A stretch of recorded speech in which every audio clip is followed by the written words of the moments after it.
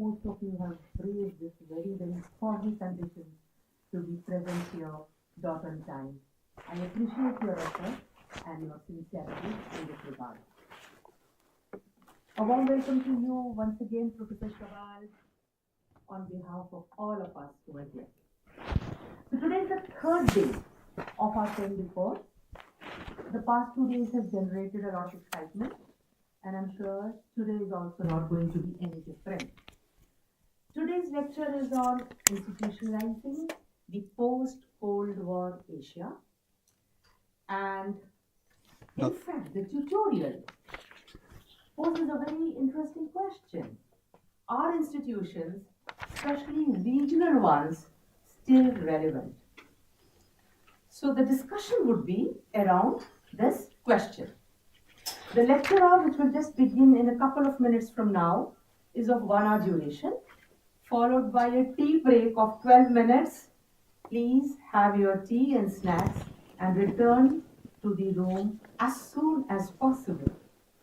When I say as soon as possible, after 12 minutes, I'll bring you all in.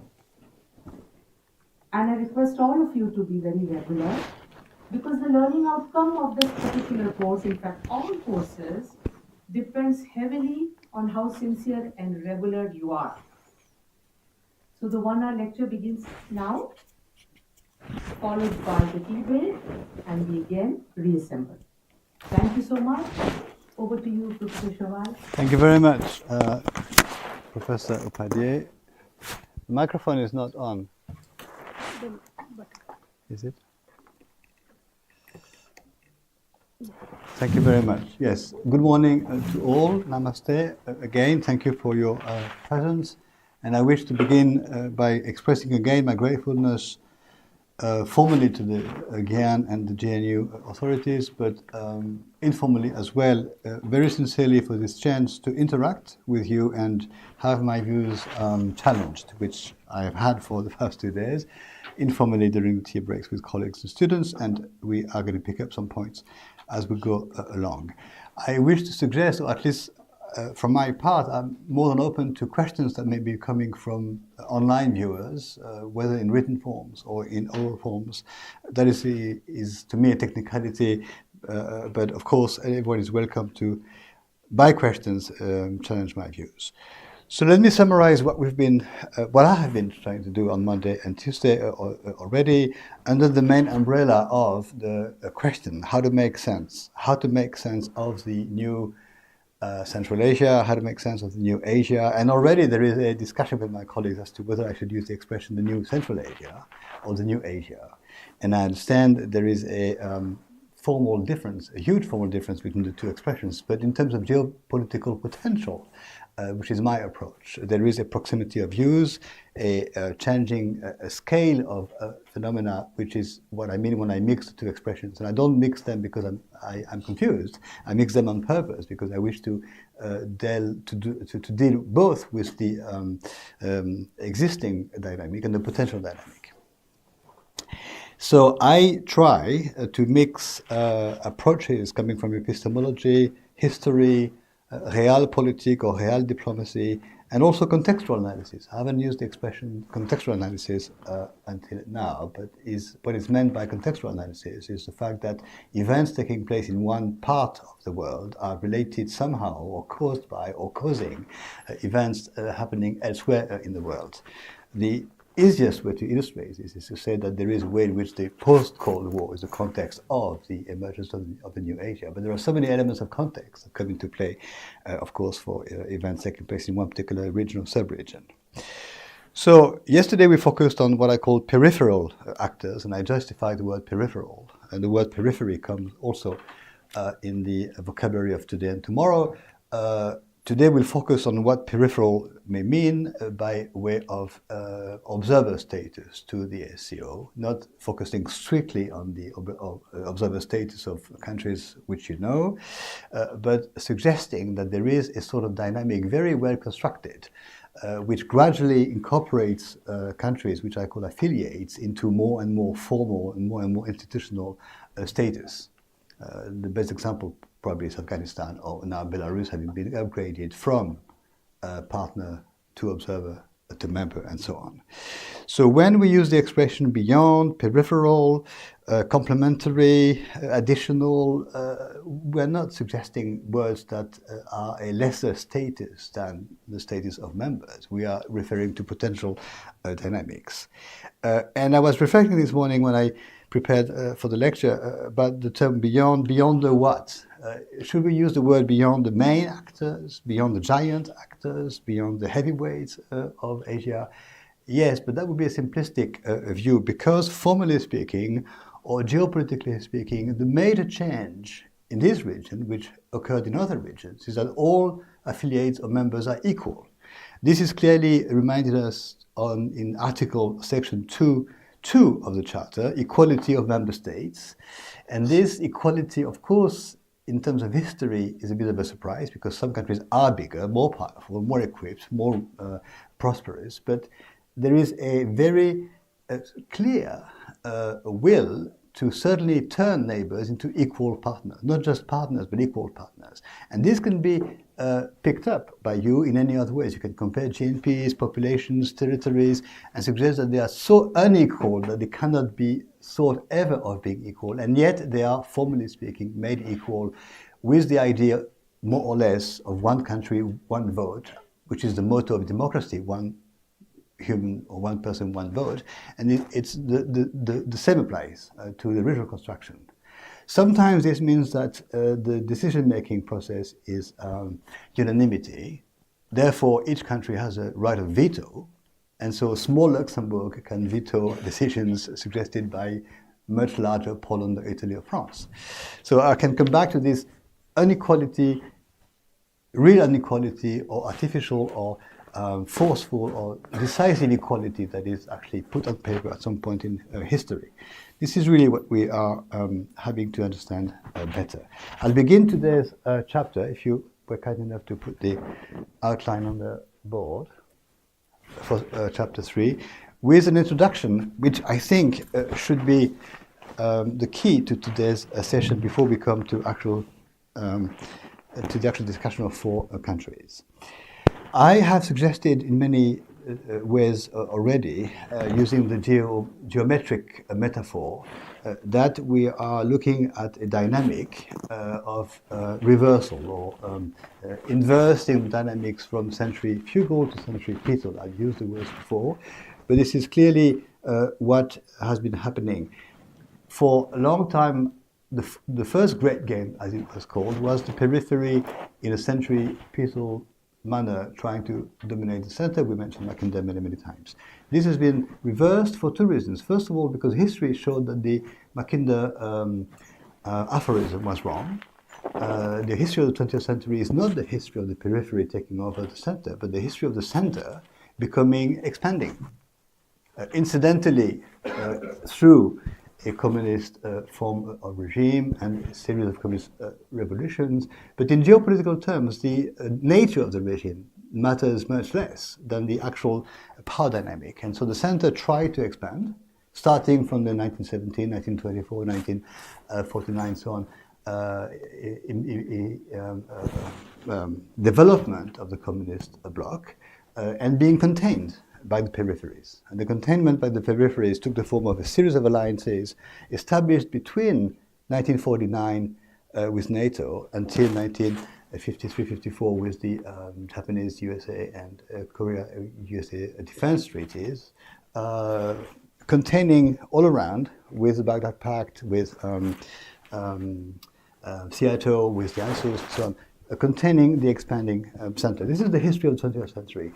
21st century is a history of the center reconstituting itself and not expanding but equalizing with the rest of the world.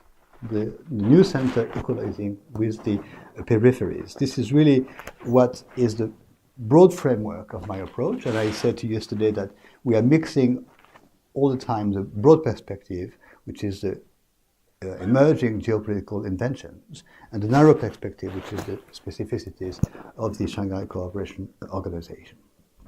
Having said that, for countries gradually to become members and then observers or dialogue partners is the specified dynamic we are looking at.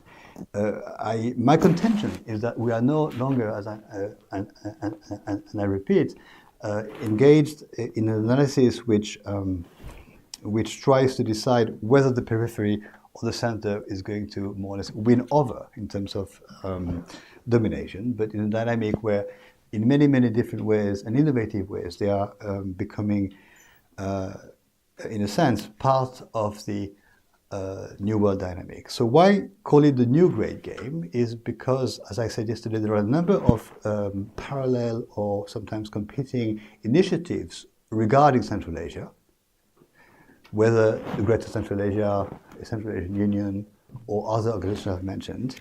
And the dynamic is today one whereby the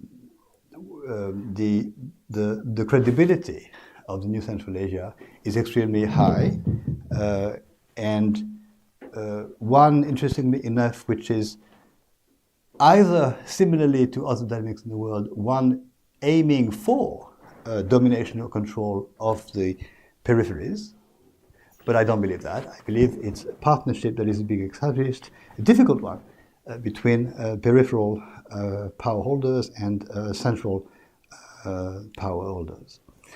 So this is the introduction to the chapter 3, and I propose now to look at 4 countries which are particularly relevant because they were very early on affiliated to the Shanghai Cooperation Organization dynamic with the observer status, and some of them having become since then members of the organization, some not having become member, and that hesitation is itself revealing of a number of dynamics.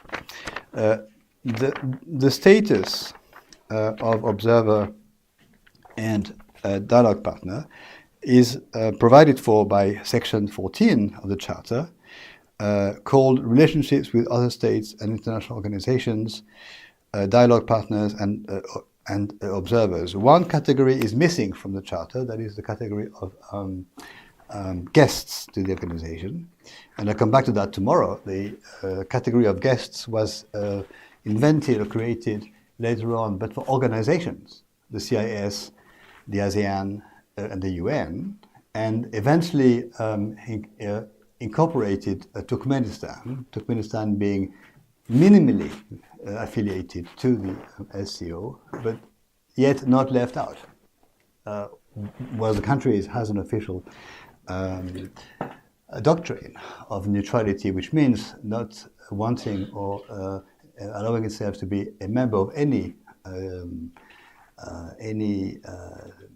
military organization or any security organization, and to the extent to which the SCO is a security organization. So Mongolia, Iran, Pakistan, and India are the countries I'm going to talk about now. The dates are known to you, I'm sure. They are also on the screen. Mongolia was the first to be offered and accepted the status of observer in June 2004, and then the next year 3 countries, India, Iran, Pakistan, received or accepted the same status. So for each of these countries, I suggest to reflect upon the nuances or the shades or the differences as to the meaning of observer status. I do not, from the start, consider them as one homogeneous category. I say for each of them there is a main focus to be looked at, a regional focus, the word is in red I think on the screen, yes, for Mongolia, a tactical focus for Iran, and a strategic focus for Pakistan, and a maturing focus for India, at least until 2015 as is indicated on the screen. Could you scroll down just now so that the viewers can see the paragraphs and then focus on the first one. I would try in each case to qualify the word indicated in red, and also to balance out the reasons for wanting to be in and the reasons for preferring to stay out of the observer or member status, and suggesting that the balance between the reasons for wanting to keep out or for coming in are extremely revealing of the country's foreign policy vis-à-vis the region and vis-à-vis the founding members of China and Russia.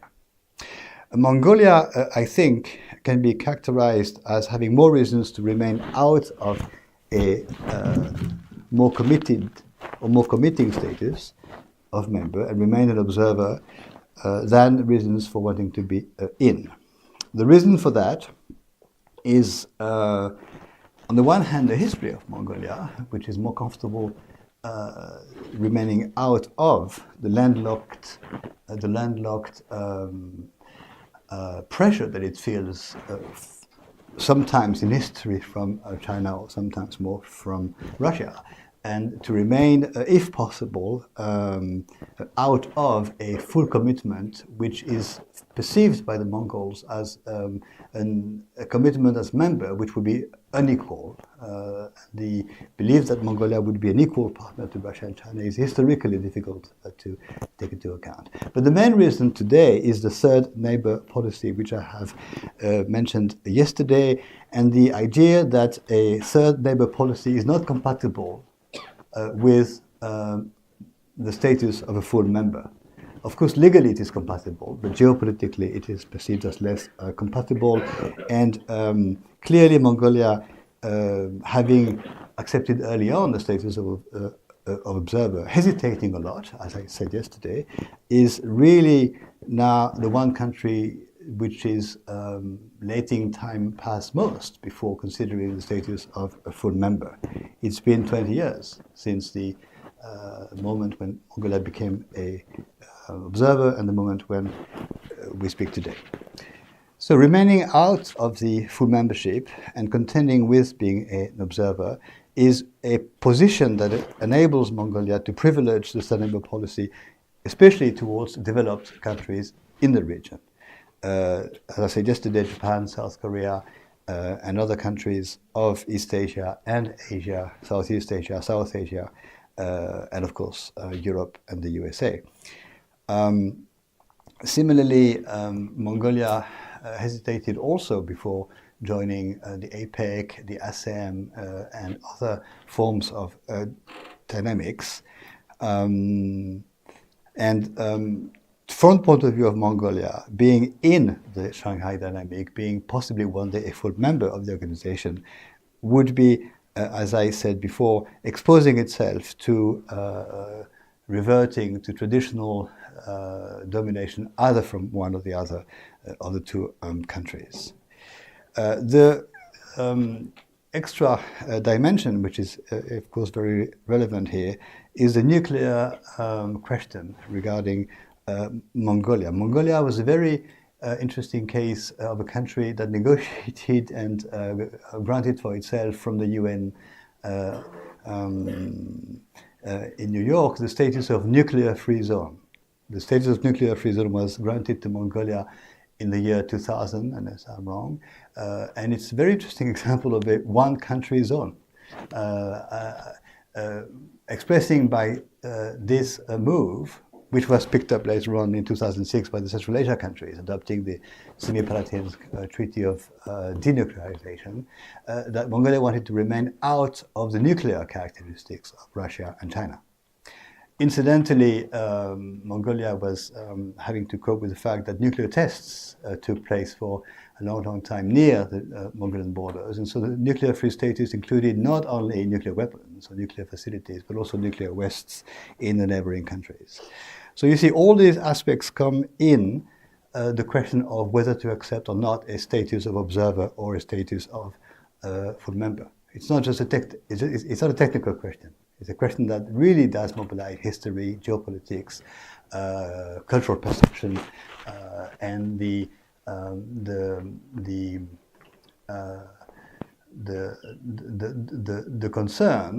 concern for existing on its own right. I don't have time now, but I could go through the story of how direct air links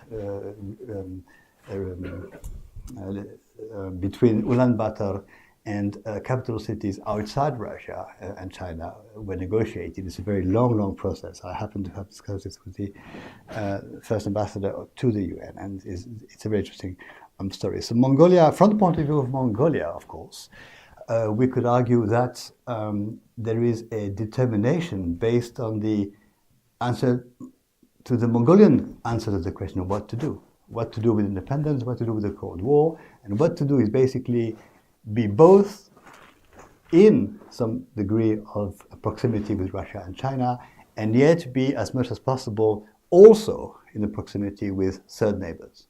Very, very specific situation. Now, why Mongolia first? Why Mongolia a year before India, Iran, and Pakistan? I think it is because, and we'll come back to this for other countries, there is also implicitly a reading of the reasons why such and such status is offered to such and such country, balancing out Chinese priorities and Russian priorities.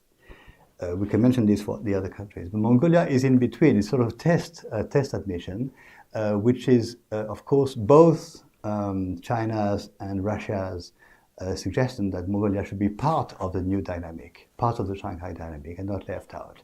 I think there was some degree of agreement among Russia and China as to the offering of the status of observer to Mongolia. For other countries, and I'll come to Iran just now, we can see for the observers I'm going to mention now, and then later on for the dialogue partners, in a way, it's not an exact science, but in a way, each country mentioned as observer or a partner corresponds to China's preference or Russia's preference, balancing out among the two. Now, Iran is a country I mentioned under the umbrella of tactical considerations, and Iran's eagerness to join as not just observer, but as full member since 2005. And first, in fact, in a way, immediately Iran was offered the status of observer, Iran expressed the following year a desire to be a full member of the SCO in due course, and probably early on, if possible. There are definitely more reasons for wanting to be in than reasons for wanting to remain out, and presumably very few reasons for wanting to remain out of the Shanghai dynamic. Why? Because, and why is this a tactical situation and an eagerness on the part of Iran? Because, as I explained to you many times before, joining the SCO with whatever status is a way to come out of isolation for Iran, isolation since 1979. There are strategic reasons for wanting to come in and diplomatic reasons for wanting to come in on the part of Iran. Iran tried many, many times to come out of isolation, and I use the word isolation not as with a connoted meaning, but as a factual characterization. Iran, following the events of 1979 and after that, tried many times to enter the Gulf Cooperation Council, being a Gulf country, being an oil producer, and so on, and was denied access as a member of the Gulf Cooperation Council. As a consequence, Iran created its own organization with some neighbors, which is the Economic Cooperation Organization, in 1985, with countries of the region, including, if I'm not mistaken, Iraq and Turkey and others. But that organization, which still exists, was not as effective as Iran hoped for creating a multilateral dynamic, competing with or equalizing or neighboring other regional organizations based on economic or energy sectors. And so, in a sense, in a way, but I'm here to take your questions. The microphone is still sliding down. I don't know why. It's maybe wary of me. But the only alternative, quote unquote, only, or one proper or really alternative was the Shanghai dynamic. And this is why Iran's eagerness was expressed in many, many ways. Iran suggested many times to the SCO members to become a full member and was not denied that possibility, but the possibility was delayed with the argument that there was no specific provisions within the SCO yet to monitor applications and candidacies into the full member status. So in other words, the SCO never denied the possibility to Iran, but suggested that there was a need to wait until the procedure for admission was clarified. And it was clarified in 2010. implicitly in between the lines, the reason was that the Iranian situation vis-à-vis the West over the nuclear issue was tensed, unclear, and so this led 5 years later to the idea that any country applying for the SCO should not be under international sanctions, or should not be under international tensions. I've said to you this to you before. So to present things in the simplest possible way, regarding Iran, there are in fact no real reason why Iran should have hesitated to apply for membership status, nor many reasons why the member states should have hesitated to grant in due course the status of a full member to Iran. Now we know how much historically loaded the expression in due course is. The Koreans know how much loaded it is from the Cairo conference that was not followed by a unification of decolonized Korea. But for Iran, this is what I would contend. Now, of course, we know today that the membership status was granted only in 2021. So in many, many ways, much later. But time is compressible. Time is compressible. Once something is achieved, the time factor becomes very, very relative. What matters is not the time elapsed between 2005 or 10 or 21. What matters is the fact that Iran has an Asianized option, which is now pursued, which is now secured. And incidentally, but I come back to this in a later chapter, the territory of Iran is an ideally located territory linking the SCO Asia to West Asia and the west of the continent and to the maritime spaces of the Gulf in particular. So Iran is a very interesting example. Now, as to my question whether Iran's was Russia's priority or China's priority, I think in a sense, similarly to Mongolia, it was a priority, or at least an agreed extension of the SCO. And by the way, I wish to use the word extension, not the word expansion. And if my tongue slips, please correct me.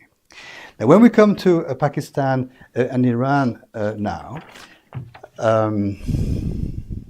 when we come to Pakistan and Iran, I think we are beginning to be able to illustrate, and let's deal with it very quickly now. It's not the main point.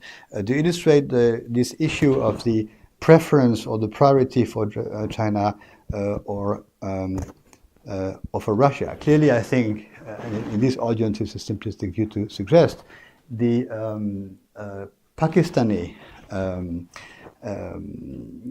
observer status is something which China was in favor of, and the Indian observer status was something that Russia was in favor of. So I think there is a way of balancing out the two countries, China and Russia, through the countries that become gradually observers or dialogue partners. And we'll come back to this immediately next session. We'll mention Belarus and Sri Lanka.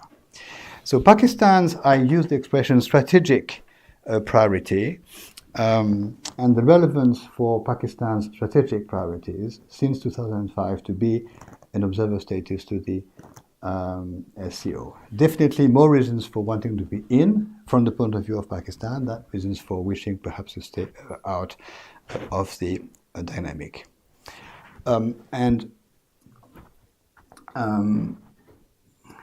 Let me trade very carefully here on diplomatic and international grounds. I think the main dimension which is relevant here is that the SCO dynamic offered Pakistan a diversification and opening up of diplomatic horizons. In a sense, but not, of course, similarly, in the dynamic which characterizes Iran, but also from the point of view of Pakistan, and I mentioned this to you, I think, yesterday in the book that we did together, there was this idea that Pakistan was on the lookout for a role to play. I'm not sure what the expression "a role to play" means, but definitely a great role to play within the region, within the new region of Central Asia and post-Cold War Asia. There was little hesitation on the part of Pakistan, which similarly to Iran, after 2005, becoming observer, applied for full membership, which was granted in 2015, so 10 years later.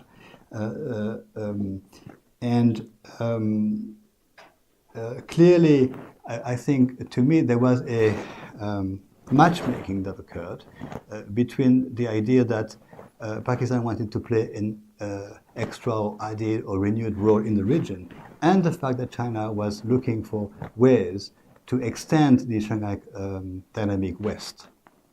To extend it west meant, from the point of view of the location of China, Iran and Pakistan, and later on Turkey and the Middle East.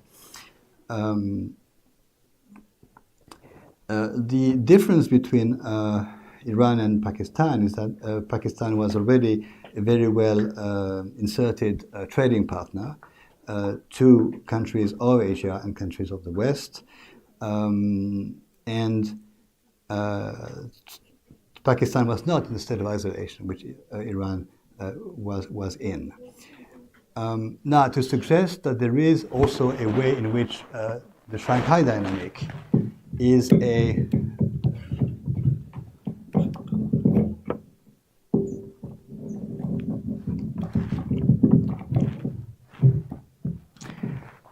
an opening, a more active opening to more active organizations, because other organizations of which Pakistan is a member are much less active or not very active at all.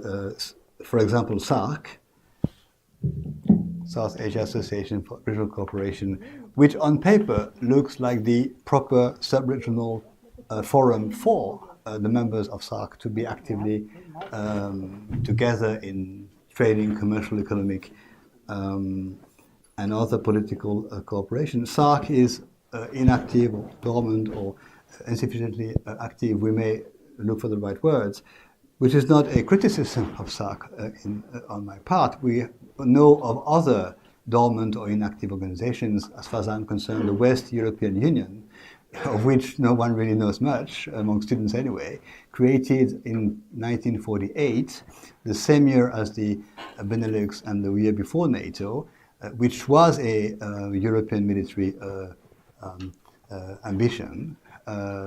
6 years before the launch and the failure of the European Defence Community, the West European Union never picked up. It was never active, although it remained alive and had meetings and so on, until eventually some provisions of the West European Union were incorporated into the new European Treaty of Maastricht in the late 90s.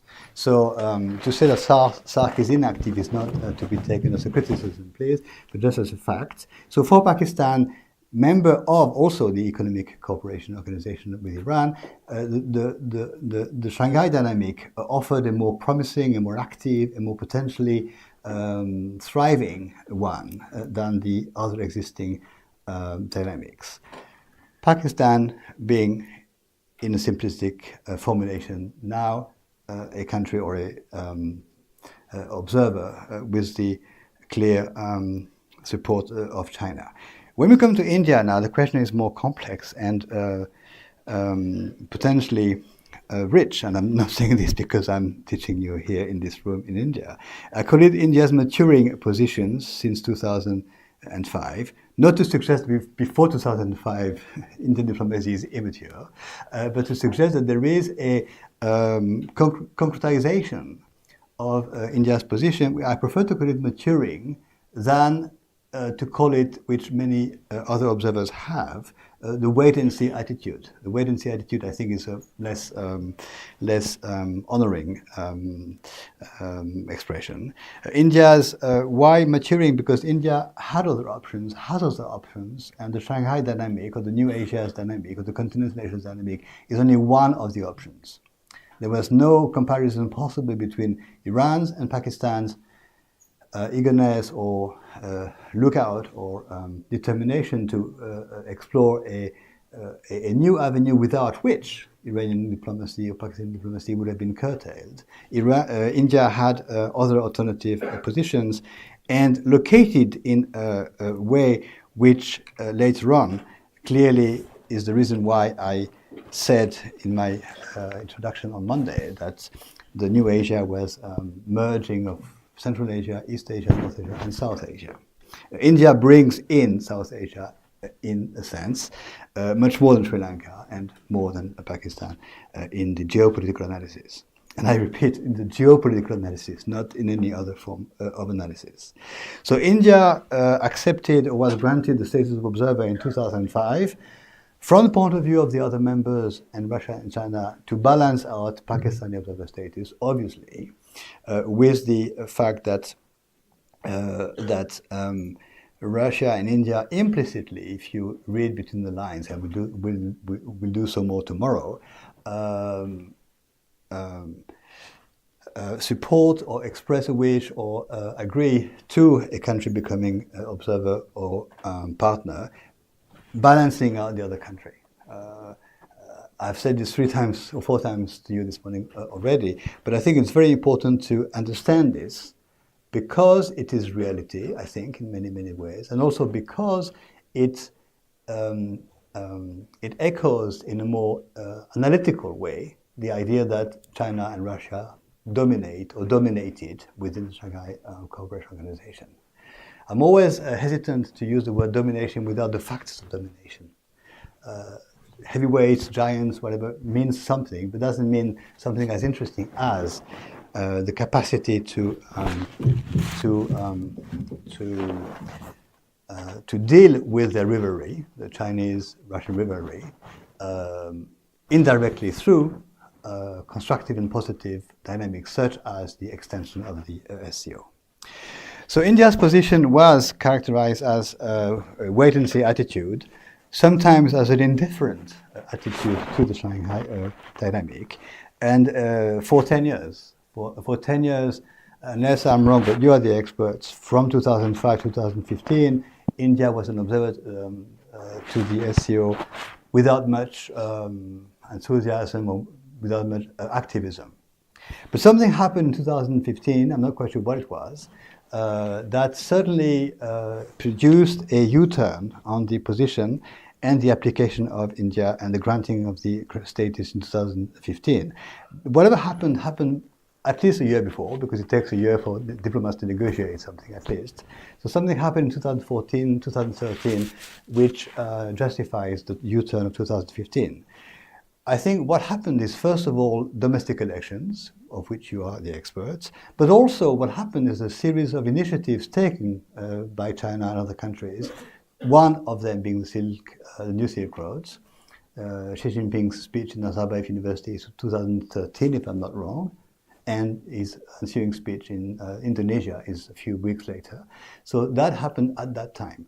What also happened in 2013-14 is the stance of Russia over Ukraine and Crimea. So all this is part of the contextual analysis which we ought to take into consideration. And if we looked further, I'm sure we'd find some other major dynamics taking place elsewhere in the world, in America, in Europe, in Africa, and things also did happen over there. So something happened in the early 2010s, change of government, crisis, ambitions, and so on. So things changed. And the anecdote I have for you, which is, I don't know if it's interesting or not, but is my brief discussion in the elevator of Sciences Po building, going from the lecture hall to the administration floor with some ambassador, I'm not going to say which, and putting the question to that ambassador: why would India hesitate or delay or wait before suggesting to go from observer to full member?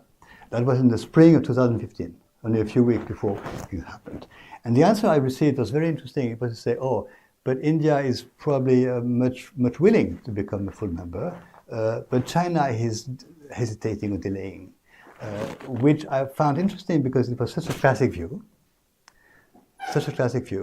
But in between the lines, the answer I was getting to my question was not, India is not considering, India is going to delay more, India is definitely not that interested in joining the SCO as a full member.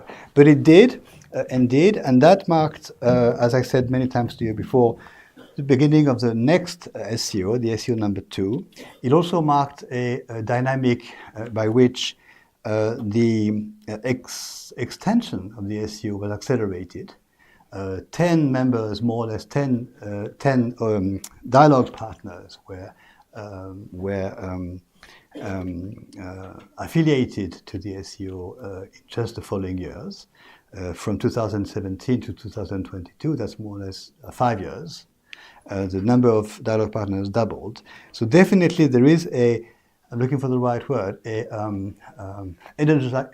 energizing or acceleration of the Shanghai dynamic following 2015-17, following the accession of India and Pakistan to the status of, and Iran to the status of observers. Now, whether for India the discussion should be on the strategic aspects or the economic aspects, I think matters less than the fact that in my equation of today, the reasons for coming in or the reasons for staying out are almost equal. They sort of neutralize each other, which means, as a form of conclusion, that differently from Mongolia, Pakistan, and Iran, 3 countries for which there is definitely a stake in being or not being an observer or a member. For India, there is less so of a stake, or if there is a stake, it's not a dominant stake. The second point of conclusion is that this not creation but activation of the status of observer in 2004 and 5, before the activation of the status of partner in 2009 to Belarus and Sri Lanka, marks a way in which the SCO itself is maturing. The SCO itself is maturing and changing its nature from basically being a border tension management forum, which it was under the name the Shanghai Five from 96 to 2001, which then it was still to a large extent after 2001, to a forum, to a security forum in the broader sense of the term. It's interesting that at the same time as the 2001 formal creation of the SCO marks the lessening of the joint border factor, the fact of having a common border with China was the determining criterion at the very beginning for forming something called the Shanghai Group, called later on. That was lifted as a factor, the fact of sharing a border, when Uzbekistan became a member, as I said yesterday. And later on, the contiguity was kept as a factor, but the location of the Shanghai dynamic around Central Asia was totally lifted. Which is why I've said to you, maybe I shocked you when I said that, but that the cartographic analysis is much less relevant than the geopolitical analysis. Because what happened in 2005 and 4 for the observers, and later on for the member states of India and Pakistan and others, is the start of a process where the question which country is going to be next a member or an observer is a question not only that makes sense, but a question that is indispensable. Certainly, the question of whether Afghanistan or Belarus or Turkey would be granted such a status became not only a logical question, but a pressing one. And I repeat that to go from 5-6 affiliates to 26 affiliates between 2001 or 5, depends how you count, to 2021-22 is very fast.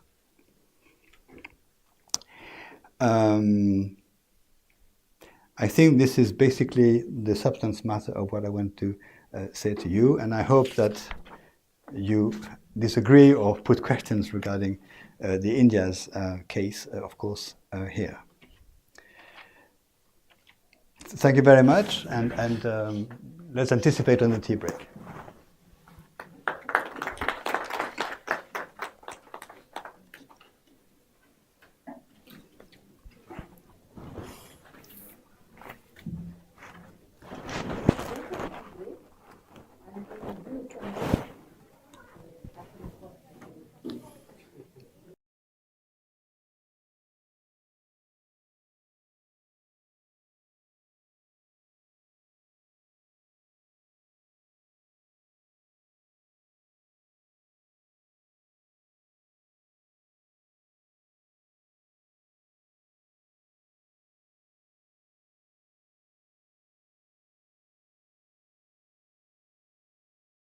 notions, I think, for you to take down. And so to the question, can there be a new periphery with or around India? The answer is yes. But the further question is how and why and when and specifically what does it mean? Before we answer the question and before we go into that discussion, I'd like to underline 2 or 3 things which I could have said before the break in the lecture, which I kept for now. When I discussed the idea that China's preferences or Russia's preferences balance out which countries become members or observers or partners, there is one word I haven't used, which I thought you would remind me I should use, is the word, the expression to avoid mistakes. From my comparative perspective, not Eurocentric, but comparative, mistakes were made in the case of the European construction and avoided in the case of the Shanghai construction. One mistake I think we made is to admit Greece without Turkey. And that meant the bilateral tension was kept out. And it meant that since 1981, there's been an imbalance in the presence within the European construction of countries in a strategic region. The paradox, of course, is that Turkey is a member of NATO, but not of the EU, and so on and so forth. In the case of Asia, I think in many, many ways, admitting one or the other, in the case of Pakistan, India, but also in the case of other countries, would have been a mistake. And therefore, we can view the events of 2005, observer status to both countries, and 2015, member status to both countries, as an avoidance of a mistake. I don't know whether the expression is accepted by you, or too strong, or too naive, or whatever, but I really believe in the sense that any organizational dynamic being created and being extended should balance out the factors that could, if not, maintain or create an imbalance in the dynamic. There is another thing I should have made perhaps more clear, is the fact that in as much as in the 2010s, a number of criteria, hesitations, factors, fine-tunings, or academic diplomatic discussions were taking place and were relevant as to refined reasonings or reasons why to do this or not to do that, have yielded in the 2020s or today to a much more, what's the word we agreed upon, more pragmatic, more all-inclusive, more comprehensive attitude, whereas hesitations are done with. The emphasis is on the acceleration or the systematization of the construction of the continent. And this is why factors which we could develop, which I don't have time for, suggesting to hesitate to include such or such categories of countries are now something, to a large extent, of the past. One example only, which has been mentioned by others and not only by me, is Russia's hesitation to including or admitting too many Muslim new affiliates beyond its near abroad. And that is an argument that is relevant to some extent, which was relevant, I think, in the 2000s and 2010s, but no longer as relevant today. When you look at the list of new dialogue partners, they come from all sorts of regions, the Middle East, the Indian Ocean, the East Mediterranean, the Gulf, irrespective of what my colleague would call cultural factors, or religious factors, and so on. This is important because the moment when the geostrategic, the geopolitical factors take over the cultural or historical ones is meaningful. I think this is happening faster and earlier in your region than in other in other regions. Now, my third point is that particularly as regards bilateral tensions and multilateral tensions, we should do 2 things. We should consider, as I suggested, but now I can be more specific, that Article 2, subparagraph 1 of the SCO Charter clearly says, with the expression non-interference in internal affairs, that the SCO is not willing to table bilateral issues. And I could have said in my lecture a few minutes ago that one dimension of the Pakistani and Indian observer status being discussed and granted in 2010, in the 2000s, was for one country, Pakistan, to be fairly willing to bring the bilateral tension with India inside the SO discussions, and the resistance of India to that process. And the solution was in the Charter, clearly from 2002, and simply put into practice later on by non-tabling bilateral issues within the formal SEO discussions.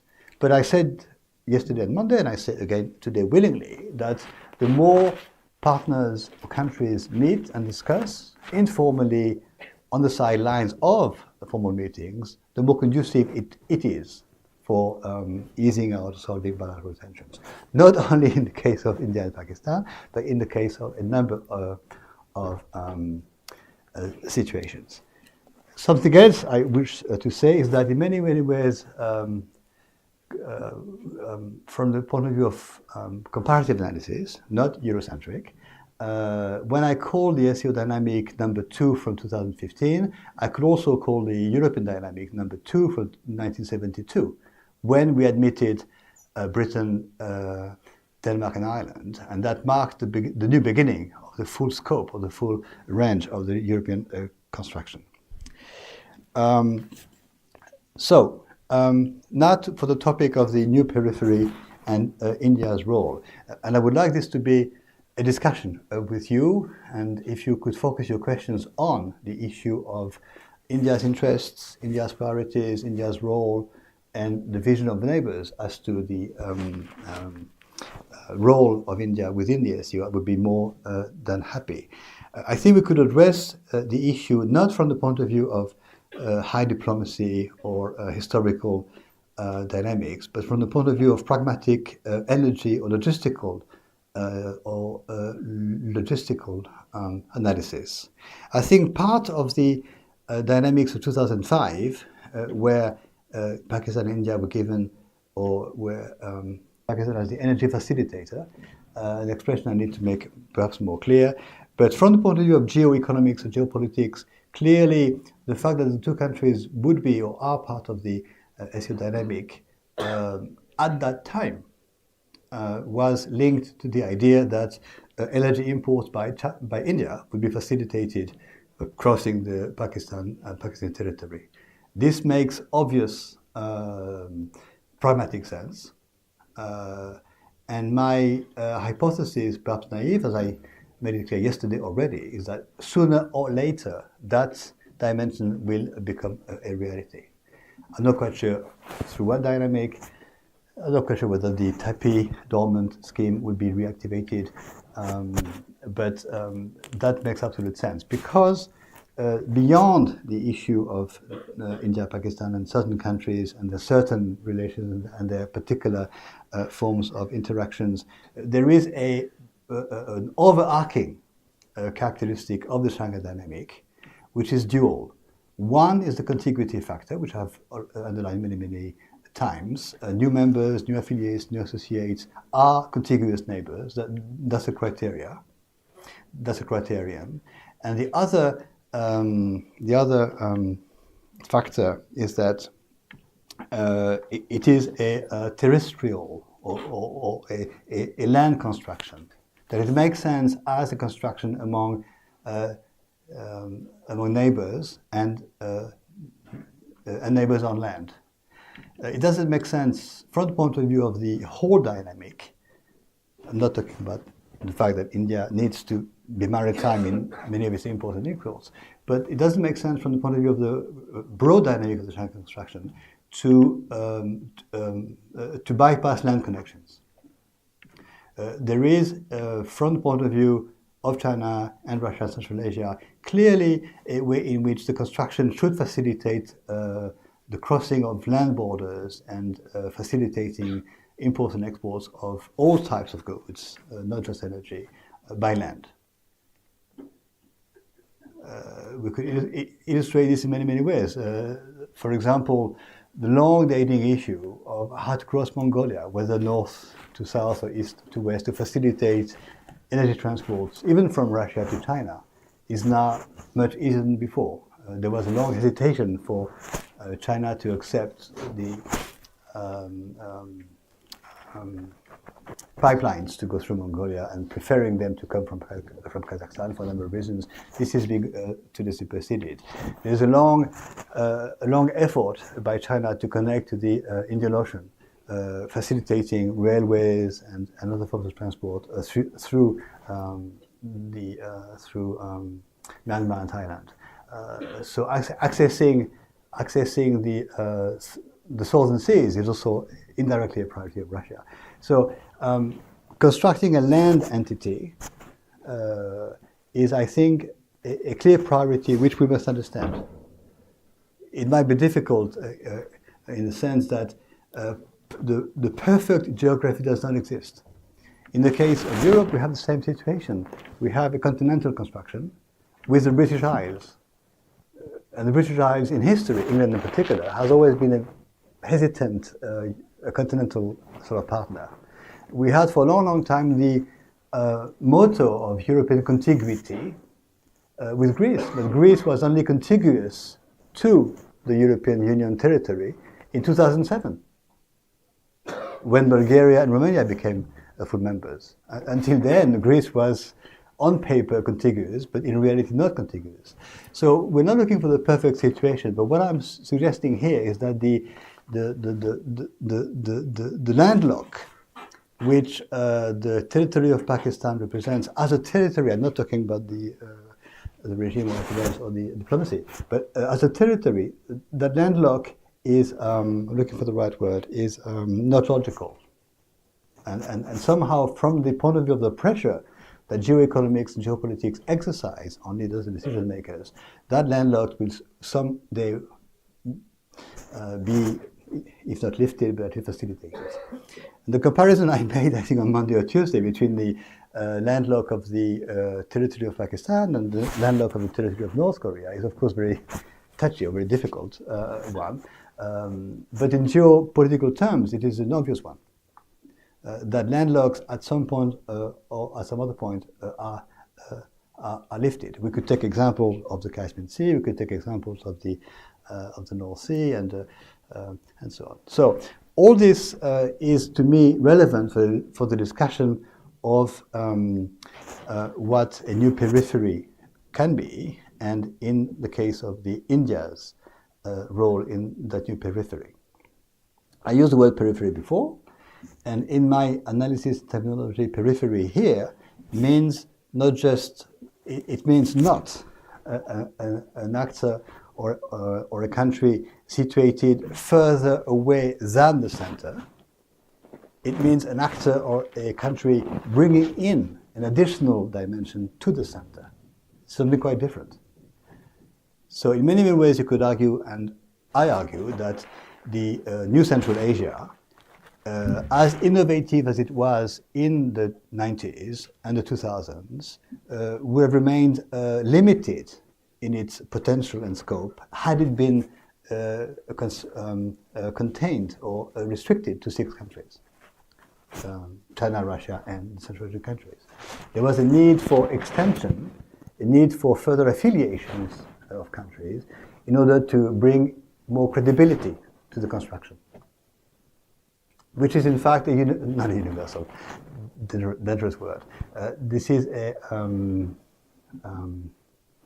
common characteristic to a number of dynamics in the world, extending membership, increasing membership of an organization. To the extent that I suggest to you to understand and analyze organizations and regions, we should look for 2 factors, one of which I've already mentioned: the fact that membership is conceived of as open, and secondly, the fact that increase in membership is fast or slow or accelerated. You can look at any region of your preference, whether Southeast Asia, or Central Asia, or the Shanghai Asia, or the European construction, West African, so, and see how many years elapsed between the creation and until the doubling of the members, or the trebling of the members, and so on. And my simple remark is that it's been a faster pace in the New Asia than in the European case. If you know the dates, you can just put them on a piece of paper. We went from 6 to 9 to 10 to 12 to 15 and so on, because in Europe it took us half a century. The SEO went from 6 to 10, which is almost doubling the members in just, formally speaking, 2001 to 2015 years. So 3 times less.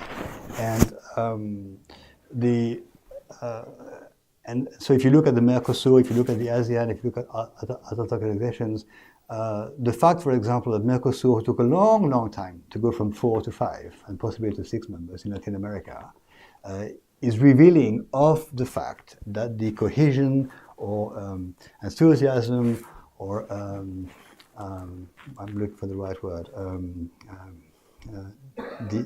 decisiveness to legitimize the Mercosur by expanding it was the object of much hesitation.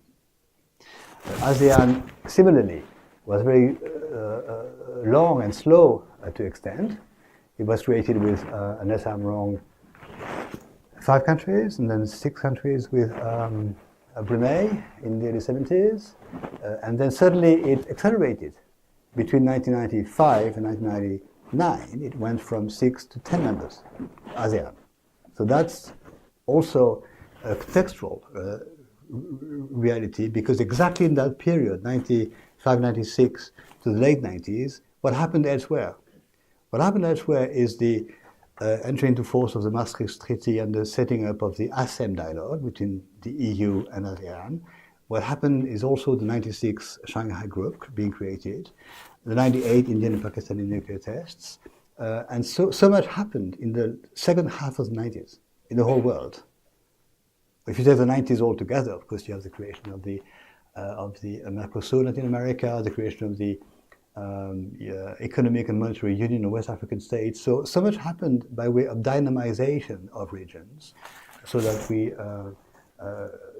we can marvel at the pace at which membership increased certain organizations, and find it very logical that this is my concept of the echo that each region gives to what happens in other regions.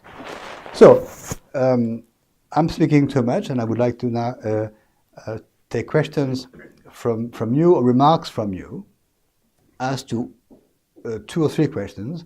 Why would India in the mid-1910s change its predisposition to join the Shanghai Organization? What benefits did it expect? What attractiveness might have existed from the point of view of India in the Shanghai Organization, and today's role of India? Thank you very much, sir, for the very enlightening lecture. My 2 observations as well as questions also. So, while getting the membership in 2017, India and Pakistan both. So, even in the Indian context, it has not been taken very positively, because whenever there will be joint military exercises in SCO, there certainly will be a huge question before the Indian Pakistan can go for the joint military exercises. Number 1. Sorry. Joint military Yes. in SCO. So your question is why? I didn't get the question. The question is because when India and Pakistan both actually have been taken the membership in 2017, so some of the academic circle was actually has not taken it very positively, because rather than it is going to create more hassle than than this cooperation. First, so once the joint military exercise is going to take place in SCO as a platform. So can India and Pakistan go for the joint military exercise? That's the one question. Can they? Okay, fine. Yes. Second is last year, 2 years back, 2023, India was having the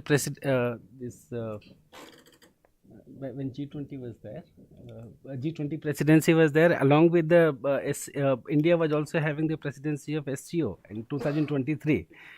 And G20 actually has been taken a very remarkable presence in all over from media side to the government and everywhere. And SCO presidency actually has not, I mean, the meeting actually has been considered only just on the online meeting. So on this view, actually, I need your remarks. Thank you. Thank you very much. Well, the short answer is that nothing is coming in the way within NATO of Greece and Turkey taking part in the exercises.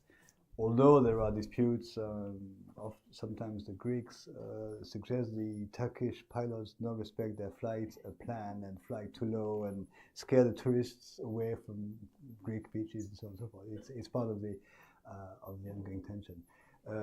But nothing is keeping. Once countries are members of an organization, they take on board all aspects of membership. So they cannot refuse. I mean, they can more or less willingly or reluctantly take part. There are anecdotes, there are more than anecdotes, actually, in former exercises, not concerning India and Pakistan, where certain countries accepted to be part of the joint exercise, but denied passing through their territory of certain troops. So certain troops had to go hundreds of kilometers around in order to join the location of the exercise. So we are, of course, in a dynamic where partners accept or make more or less difficult or make more or less easy the reality of the commitment. You know, goodwill, bad will can exist, but it doesn't prevent the fact that the exercises or any other aspect of membership is, if not compulsory, but logically accepted. So can they take part in joint military exercises? The answer is yes. Will they? When? In which locations? For how many days? And mobilizing how many troops? These are the key factors I mentioned on Friday. Military exercises as a geopolitical exercise are part and parcel of the dynamic. The details then come into play. So whether exercises mobilizing Indian troops and Pakistani troops would take place in Pakistan or India, or in Tajikistan, or in Kazakhstan, or in China, that is the issue. And how long would they last? And how many troops will be mobilized? How many countries will be participating altogether? All members or some members only? These are the key questions. And similarly, when you mentioned the SEO summit, and you mentioned the date 2017, which is interesting because that's the date when all necessary documents were signed. So formally, that's the date of accession. Geopolitically speaking, it's 2015.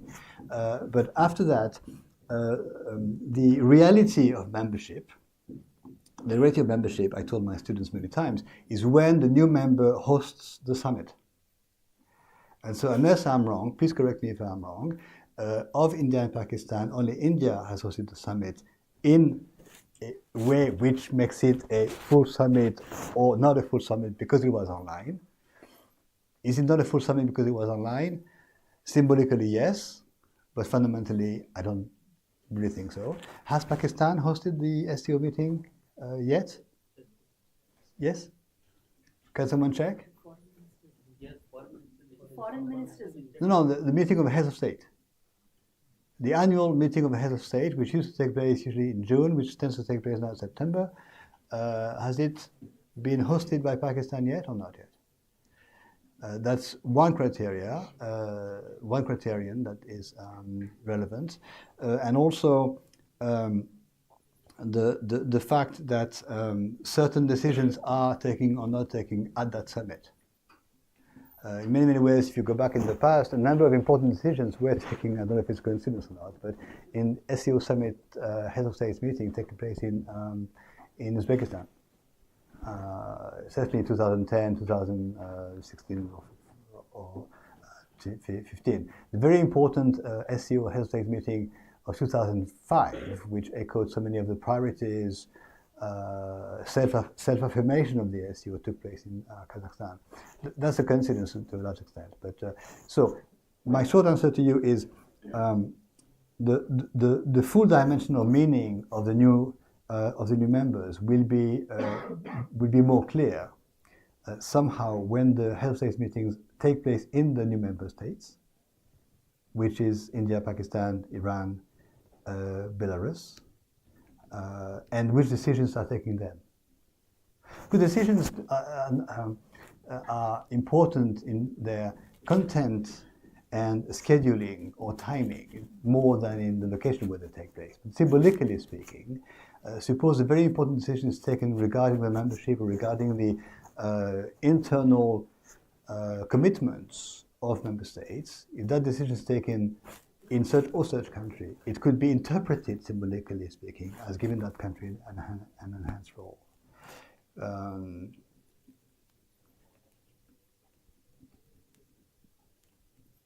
But your question echoes a number of other points which I don't have time for, but the short answer once more is to suggest that I see no possibility for a member to refuse blatantly some aspect of membership, be it military exercises, be it budgetary participation, be it facilitation of cross-border exchanges, and so on and so forth. Which is why the key question has always been and is the extent to which the multilateral dimension of an organization is or not conducive to not solving, but tabling or facilitating bilateral issues. And that question is posed and exists for all organizations, with more or less acuity, more or less sensitivity, depending on the history, depending on a number of factors. But as I've said yesterday, in theoretical, in conceptual terms, a regional construction does not solve bilateral issues, and to some extent increases tensions because members are made to meet often and negotiate and collaborate all the time. They can't ignore each other anymore. So the more they meet, the more tensions come about. Secondly, the very existence of a multilateral factor, multilateral forum, sooner or later potentially can make bilateral tensions a nuisance or hindrance. And there is a degree, I'm hesitating with the word pressure, what's the better word? There is a degree of encouragement from the persuasion from the multilateral forum put onto the leaders of the countries that may linger on to the bilateral tensions. Not meaning that the bilateral tensions are unjustified, but meaning that their consequence for the functioning of the multilateral forum begin to be perceived as avoidable or insufficiently justified, and so on and so forth. Within the European Union, as I said, as a joking matter to some extent, but it's not a joking matter, we have fishing issues between France and Spain. If I were to tell you, do France and Spain come across to you as two countries particularly in tension, particularly opposed to each other, you probably would say no to me. We've had tensions with England over history, and so on. We've had tensions, or even not historical, but contemporary, present economic or trading issues with Germany, and so on and so forth. But France and Spain sometimes call in the Navy to make sure the fishing vessels do not arrest each other. So,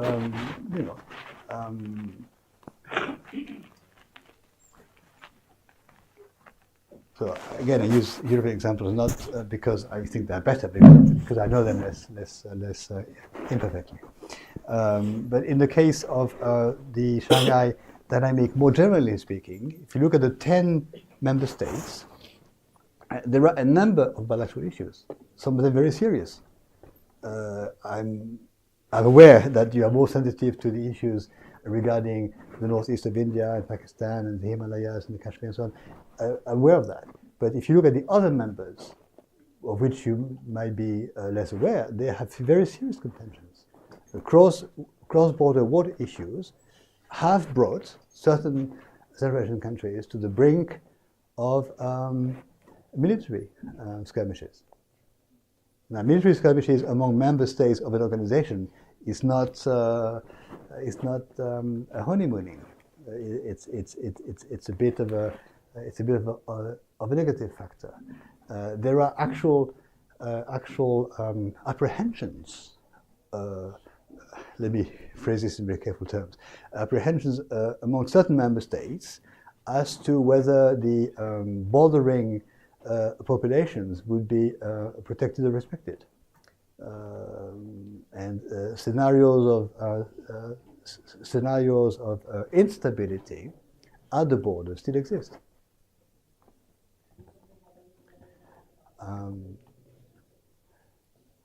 But the positive aspect is that the existence of the SCO has made it possible to address directly and officially issues such as terrorism, separatism, extremism, the three evils, plus drug trafficking, plus human trafficking. And not only have they been addressed, but those countries have come up with common legal definitions of such issues. And the fact that they now have a legal definition makes it possible to devise and implement a common mechanism for fighting against it. Lawyers tell us that so long as they don't have a common definition, they cannot produce a common legal regime, which for non-legal scholars is a bit of a shocking thing, because you'd expect action to be possible even before there is a common legal agreement on the definition. But in the case of those countries, they have come up with that. To the point where a number of multilateral agreements on definitions or possible courses of actions have been translated into national legislation, which is not a direct mechanism. As in Europe, we have directives or regulations automatically or almost automatically translated into national legislation. In this region, it's a different mechanism, but the result is the same. There is a multilateral decision and impact on the national legislation. Now, I'm not aware of how much India, Pakistan, India and Belarus, as new members, have also implemented within the national legislation the priorities or decisions taken at the multilateral level. I don't know if you do, but it would probably come as another thing. So these are the issues more general than your question, but your question triggers them. So I thank you very much.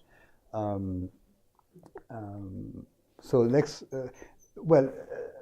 who knows to what extent the military exercises since 2017 have included or implied Indian troops, or Pakistani troops, or Iranian troops? Does anyone know? Or because we'll share on Friday some tables with the past exercises, but they are never. Sorry? Not probably.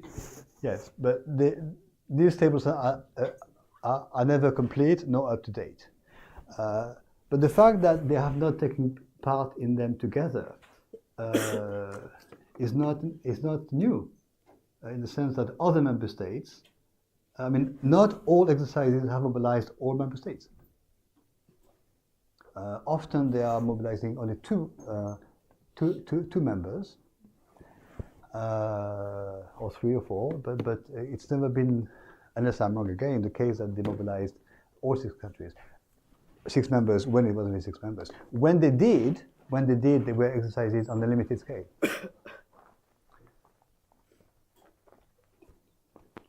One more question on this. Sir, within the same framework of SCO, is it possible that slightly it is a hypothetical, will TAPI can be materialized within the same framework?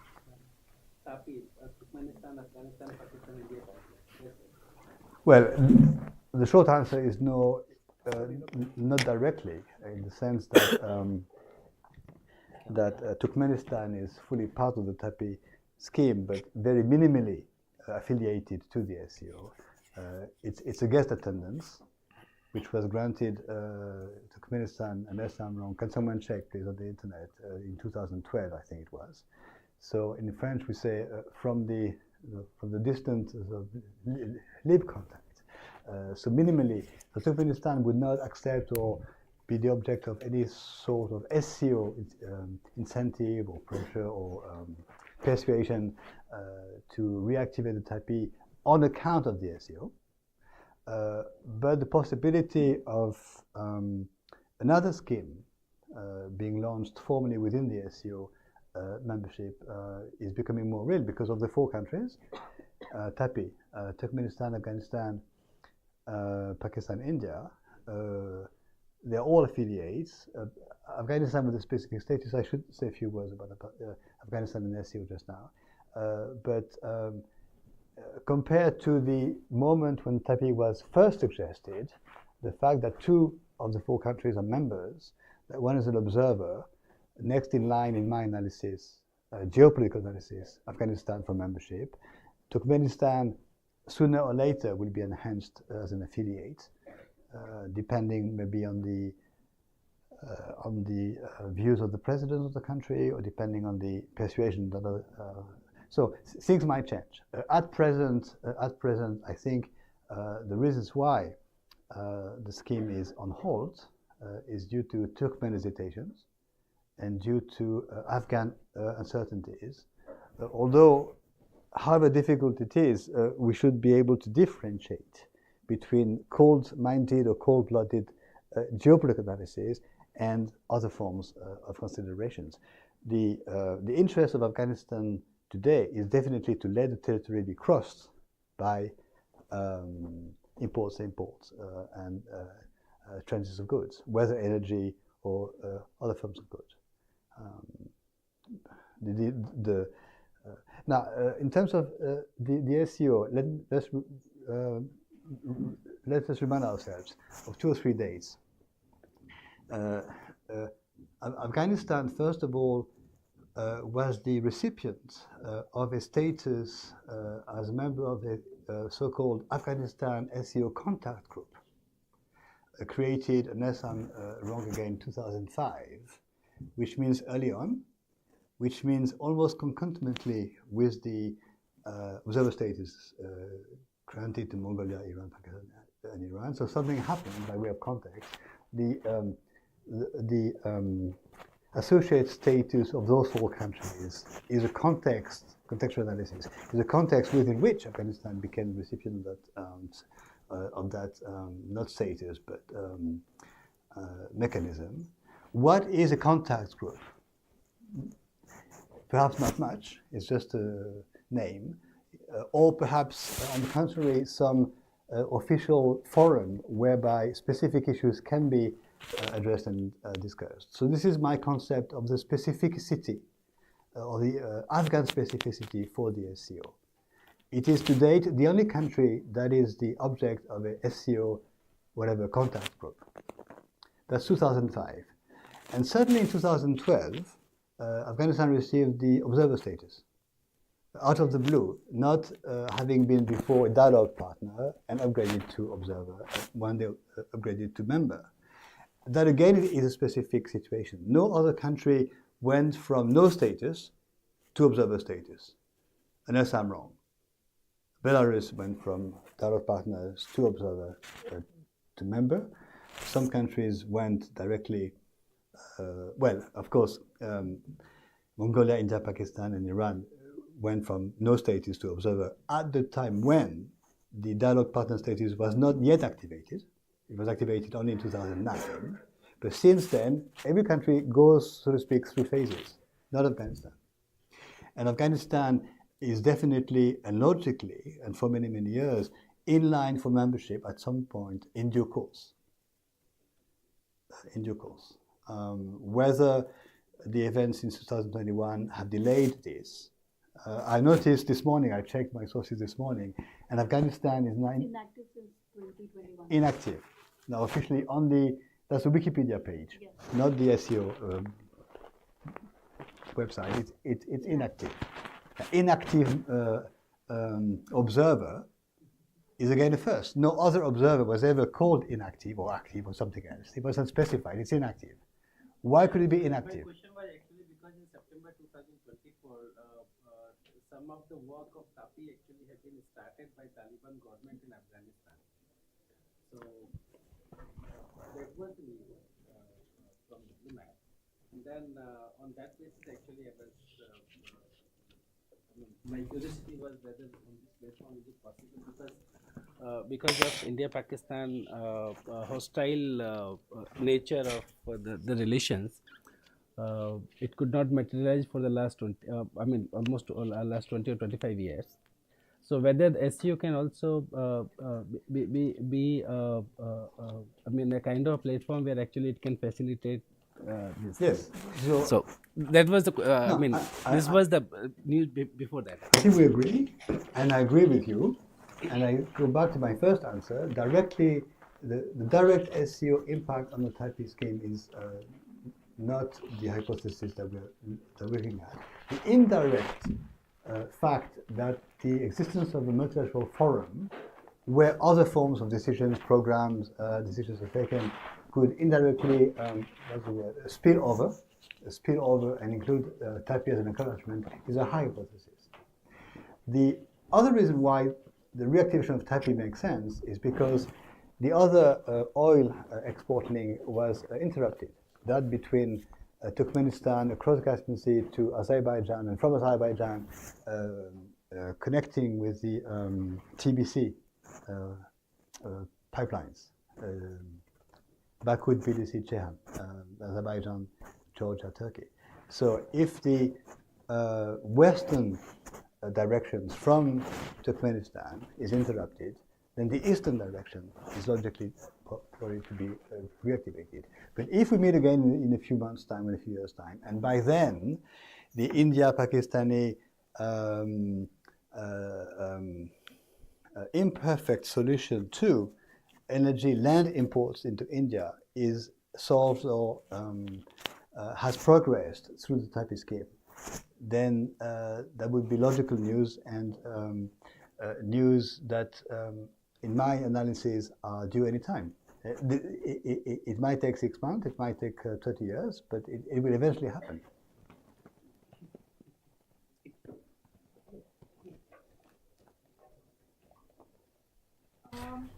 Considering Iran and Pakistan historical background, all right. Sorry, Iran and Pakistan. Yeah.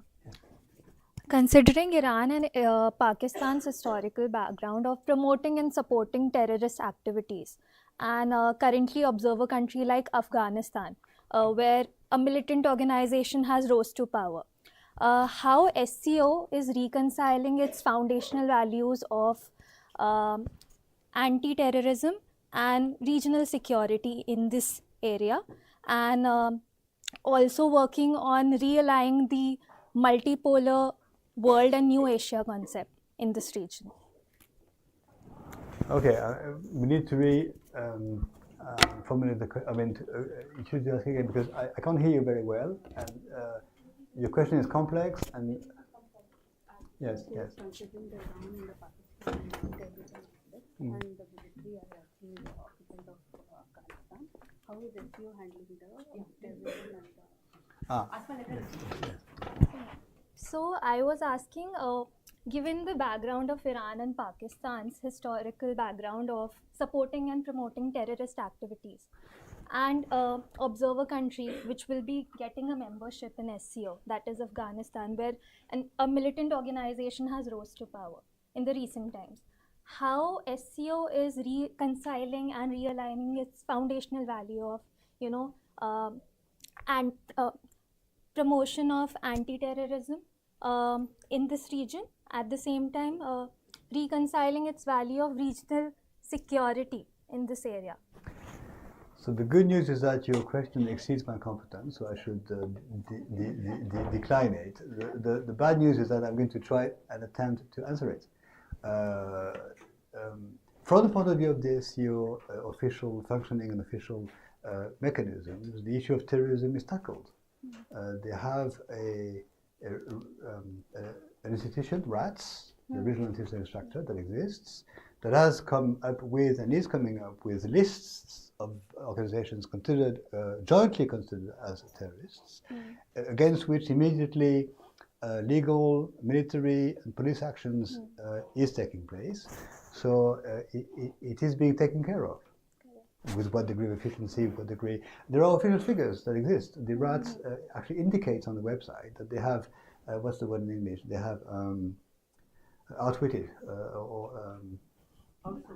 no, they have made impossible a number of attacks. And there is another figure for 2024, 69 attacks, that sort of thing. So they're able to identify organizations and to launch actions and to, what's the word, dismantle organizations, and so on. So that's one sort of. I think her question is on state-sponsored terrorism. Yeah. And how SCO State-sponsored terrorism in the terminology of the SU doesn't exist. It's a contradiction in terms.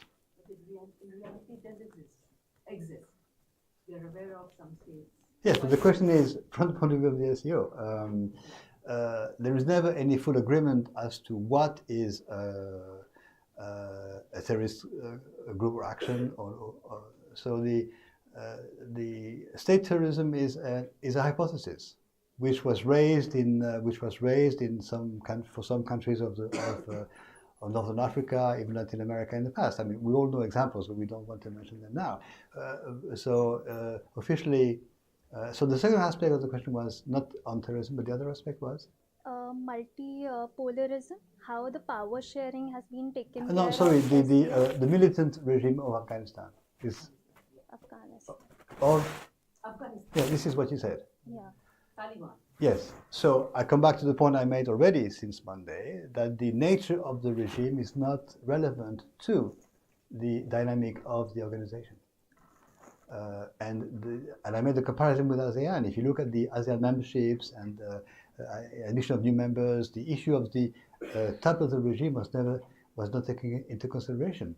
And in some cases, the regime originated in the military takeover of power. You know the country I mean. So the nature of the regime is not considered relevant for the cohesion, progress, or functioning of the organization. Unlike the European case, we are very criterianized construction. We have the political criteria of the Copenhagen Summit of 1998, and the economic and monetary criteria of the Maastricht Treaty of 91. So any member must respect those criteria, or any new applicant must respect those criteria, which is why the pre-admission process sometimes takes years or even decades. There is not in the case of the SCO, nor in the case of the ASEAN. Very disappointing answer, but still I tried. Thank you so much. Sir. Good afternoon, sir. Sir, am I audible? Yes, yes. Sir, so my question is, sir, we were speaking about the membership of Istanbul vis-a-vis SCO. So recently, in the recent BRICS summit, we saw India rejecting the membership of Istanbul to BRICS. So now, while talking about membership in SCO, can we expect a compromise among the major powers with respect to Istanbul being a part of either of the organizations? Sorry, who rejected Turkey? India. The recent BRICS summit. And why? Sir, India did not give official reasons for it. Ah. So we can interpret what are the reasons. And what is your hypothesis? Is it because there is a trading competition with Turkey, or India deems the Turkish territory not open enough to corridor transport? Or Turkey was not very flexible with India's removal of Article 370. There were more statements with respect. They were interfering in our domestic politics. Yeah, again, an issue to do with domestic politics and how one country or the other tackles the domestic issue. So this is relevant in the short term. This is part of diplomatic dynamics. When diplomats meet, they disagree, or they want to disagree, or they find a reason to disagree if they want to disagree. But in the long term, such issues are not fully relevant to the construction of a continent, to the construction of a post-Cold War, post-war, post-independence, complete reshuffling of things. So this recent Indian-Turkish illustration that you suggest is not as relevant as you are suggesting it is for the long-term evolution. That's my first answer. I'll come back to the main answer. The other thing is that if we compare the SCO and the BRICS and other forms of dynamics, are we comparing exactly comparable things? The organization of the SCO is a full organization in the formal sense of the term. The BRICS is more than a functional program, but it's less than an organization. It's a form of open forum, open dialogue, perhaps more consistent or more able to devise common positions than APEC. APEC is an Asia-Pacific Economic Conference, which has suggested to enhance to a customs regime or a free customs areas in the Pacific and so on. But a long time ago, in 1994, at the Bogor summit in Indonesia, the APEC said we should produce someday a customs union that never materialized. So, what is the BRICS? The BRICS is a diplomatic forum. Does the BRICS take decisions? No, it suggests positions. So I think in strict terms, we cannot compare the SCO and the BRICS. In geopolitical terms, yes, we can, because the SCO is a continental land construction, making it possible for the east of Asia, not just China, but the east of Asia, to connect to the west of Asia on land. The BRICS, I would compare the BRICS and the New Silk Road more easily. It is a facilitating forum for the countries of the once called South, and now called Global South, or whatever you call it, to adopt common positions. That's my second answer. My third answer concerning Turkey is not what you're suggesting, that there is certainly a Turkish-Indian tension that would be the main characteristic of the Shanghai dynamic. I think it's part of the unavoidable sporadic disagreements and tensions that have existed, that do exist, and that will continue to exist. No, it's never the case that all members or affiliates agree 100% on everything all the time. It's not the case because some issues are contentious, and governments change, majorities change, programs change, parties change, so forth. My last answer to you is what I've said already before. Turkey has a specific status as a member of NATO and as a dialogue partner of the SCO, and that duality is not sustainable. Either Turkey will never progress towards associate status or full membership of the SCO and remain where it is, or it will somehow dissociate from NATO. Perhaps not leaving it immediately, but perhaps going from member to associate or to a partner for peace or something of the sort. That's the interesting question. If you're suggesting that that Turkey also must make a choice between NATO and the BRICS and the SCO and so on, there we go into the discussion that I would like us to have. I'm not downgrading your concern. I know more than I'm saying. I know more than I'm saying about the reasons why Turkey and India recently went into disagreement. I know, in fact, not everything, but more. But I don't want to use it now, so to speak. But answering you, I'm trying to think of another situation. Can you help me find another situation where a member state and another affiliate are in tension? Let's just try to find, if we could before the other session, that would be good. Yes. Good afternoon, sir. Thank you for very thought-provoking lecture, sir. So my question is related to grade game again, Afghanistan. Sir, as we know, this is the fourth phase of the grade game. Earlier it was between Britain and Tsarist Russia, then USSR and USA, then multilateral regional party, and in 2000, after 2021, situation has been changed. Taliban too came into the power, and we know that not even a single country recognized Afghanistan, but SCO member, mostly Russia, China, India is participating and engaging with Afghanistan very actively in comparison to NATO and Western part. But we know that there is no improvement in inclusive government, there is no improvement in human rights violations like human rights. Even then, this country is engaging Afghanistan very actively. So how did Afghanistan situation influence the new grade game politics? In which direction this is going on, and how this will influence the Indian interest? Because in SCO, we know India don't have good relations with China and Pakistan. So there are so many contradictions, and in which direction this is going on? Because human rights violations, inclusive government like Afghanistan persist in Afghanistan, but even SCO members are actively participating. It was not possible in the case of Taliban first, but in case of Taliban second, situation is totally reversed. So in which direction it is going on? If I understand your long and the complex question well enough, I will start on my answer with, again, dissociating domestic issues from international or geopolitical issues, however cruel, however artificial this may sound to you, and I'm sorry if I sound cruel or artificial. The reason for that is that the history of constructions of regions and alliances and empires and dismantling of empires and those issues usually do not take into consideration issues of domestic regimes or sociology or whatever else.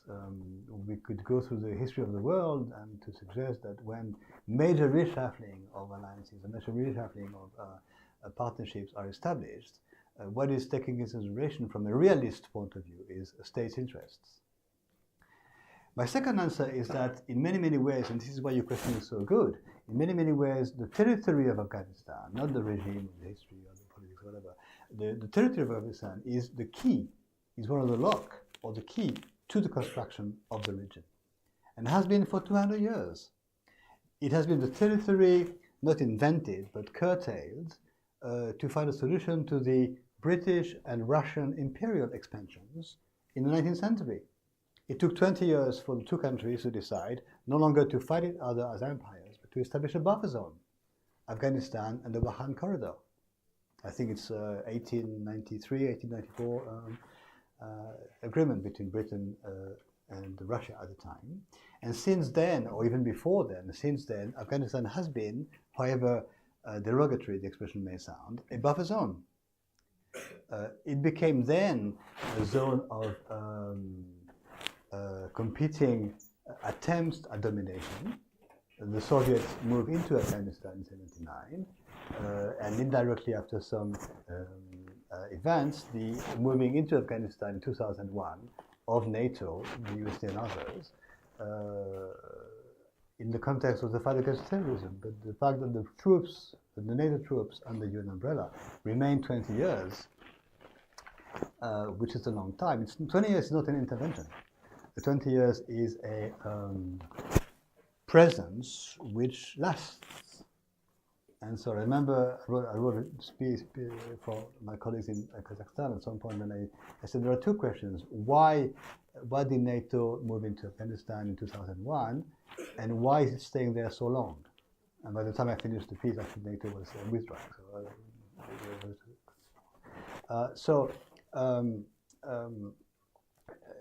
In international diplomatic terms, in geopolitical terms, in geoeconomic terms, Afghanistan is a key.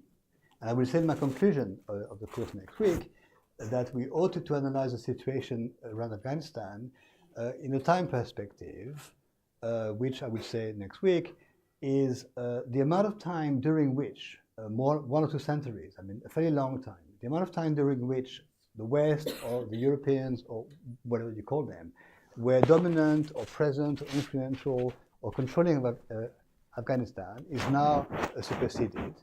And this change is opening up a period during which as much time as before, the Western influence is going to be replaced by a re-Asianization of Afghanistan for 1 or 2 centuries. which is why the hesitation to let go of Afghanistan was so strong. To remain there for 20 years is a duration that is not justified by the purpose of the intervention in 2001, to the extent that some president of a Western country, member of NATO, said our purpose for being in Afghanistan was not to stabilize the country. The exact opposite words to what was used in 2001. So the hesitation or the incoherence of the justification for the presence is, I think, a key to understand what I'm saying, that there was a long presence of the West in Afghanistan, for reasons to do with history, a long, 2 centuries or less, a long hesitation to leave, 20 years, 2001, 2021, and now the dynamic is open to a full Asianization, re-Asianization of Afghanistan. The last answer to you is that, as I said already, the territory holds the key for logistical transport. And when we switch our concern from political issues to logistical issues, we view the territory of Afghanistan completely different. It's vast, it's densely populated, it's rich in mineral resources, it's located at the crossroad of potential railways that will connect east and west, north and south, which are not yet connected. It's one of the solutions to actually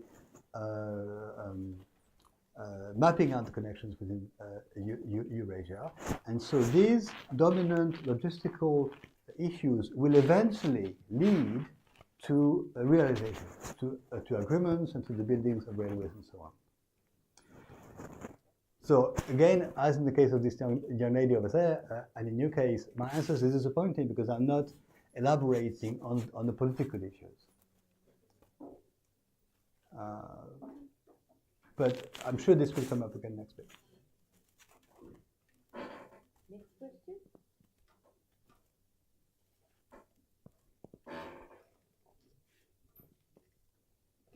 No questions?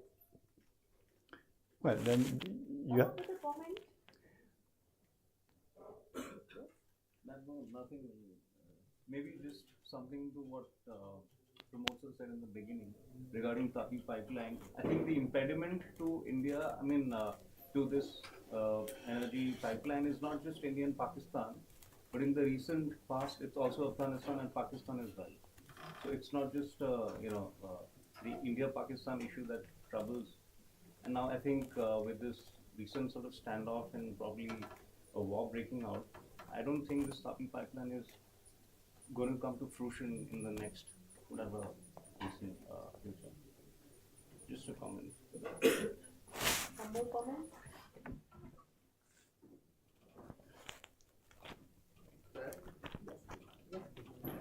Sir, according to you, how near is Iran in becoming a superpower, nuclear power? Nuclear power or superpower? Nuclear power. Okay. And what effect will it have on the world and especially SPU? And the other part would be that yesterday you said about the triangle of Russia, China and India. So if Iran becomes a nuclear power, will it overshadow India or will it replace India? Because India, as you said, is not a, you can say, active member or not a keen part of SPU. But Iran, on the other hand, wants to become a, much Yes. more. Well, my observation is that this audience is not very active in terms of explaining to me India's positions, India's priorities, or India's views on the SEO, which brings to my mind some side comments. I systematically ask my students when they come from China or India or those countries, how much they were made aware through their schooling or the news on the television of the Shanghai Cooperation construction. And for a long time, until only about 4 or 5 years ago, the Chinese students, which I teach in their first year, so they are fresh out of high school, told me that recently on the Chinese news, there is talk of the SCO. In the case of India, much more quickly, actually, was the SCO on the news, and young students were aware of what was happening not with much enthusiasm or anywhere else. But my question to you, which you haven't answered yet, is how do you interpret the apparent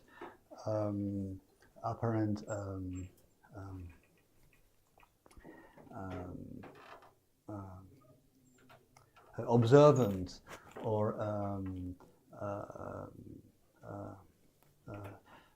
attitude of India, not just being now a member, observing how things are happening, but not actively committing.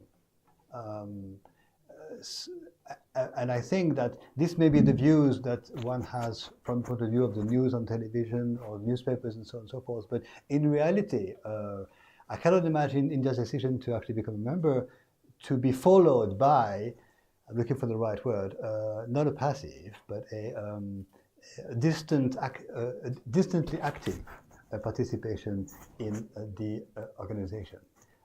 Clearly, SEO membership, not exclusively, but in addition to the role of India in the BRICS and other organizations, is an asset to Indian diplomacy. Having said that about Iran, I don't think the discussion of who becomes a super something, or who dominates someone else, or who replaces something else, is relevant in the present time. That sort of approach was relevant until not too long ago, but certainly in the 20th century and before. I stick to the point, however artificial it may sound, that the philosophy, the official philosophy in the Charter or in the treaty is equality of members. And that, I think, in Asia is a newer concept than in Europe. I remember once in Mongolia, a student told me, we can never have equality of countries and partners in Asia because look at the population of China, the population of Mongolia. It's China is of course more powerful, more something, because, so I said, let's stop, let's take a piece of chalk and write figures on the board. And we found out that the ratio of the Chinese Mongolian population is the same as the ratio of the Luxembourg, and which is the most populated country of Europe, Poland and Germany, and so on. So the demographic imbalance is not the reason why European states are not, by their treaty, equal in rights. And so Mongolia is not a member, but still. So the concept of equality is there, and of course it's unreal in terms of macroeconomic power, military armaments, and so on. But it's a concept which works its way towards becoming part of the shared values. However, some people argue that the decision-making mode within the SEO, which is consensus, is one that may lead to decisions echoing not properly the unanimous view, but the views of some more than the views of others. So we are into the potential transformation of things. And so whether Iran becomes a hyperpower or a superpower, and my academic question to you should be, how do you define superpower? Not superpower, nuclear power. He corrected himself. Nuclear power. Nuclear power. So, and who dominates whom and who replaces whom and so on, is a discussion less potentially or contemporarily, I think, relevant. I will explain what we by then. But if you talk about Iran as a nuclear power, so is India. So where's the? No, I was saying that if Iran becomes a nuclear power, since India is not that interested in SEO, as you saw, so will Iran overshadow India in the, what we can say, the SEO meetings or SEO decision meetings? No, the short answer is no. The short answer is I don't see the relevance of the nuclear issue. It so happens that many of the SEO members are nuclear powers, or what's this expression? On the threshold of On the threshold of the nuclear power. So, if anything, this is reinforcing the SEO as such. In fact, the SCO is characterized now as having been taken by nuclear powers outside Central Asia and Central Asia. Nuclear powers, you have Russia, China, India, Pakistan, and would be Iran. That's half of them, and the other 5 are. But it's not. I mean, any power asset of a member state reinforces the whole organization. In realpolitik or realist sort of terms. No, my last answer to you would be a follow-up on the concept of the equalization of members and of countries, and the fact that the concept of superpowers or great powers dominating others is gradually being replaced by alternatives. The superpower vision is a triangle, whereas 2 countries, and now 3 countries with India, would dominate the others, dictate their terms, force decisions onto them, and so on and so forth. This is something which may well happen. I mean, diplomacy, as we all know, is not the art of compromise. Diplomacy is the art of winning over the others, basically. But the other concept which I came up with in my mind a long time ago is the relevance today of middle powers in the continent of Eurasia.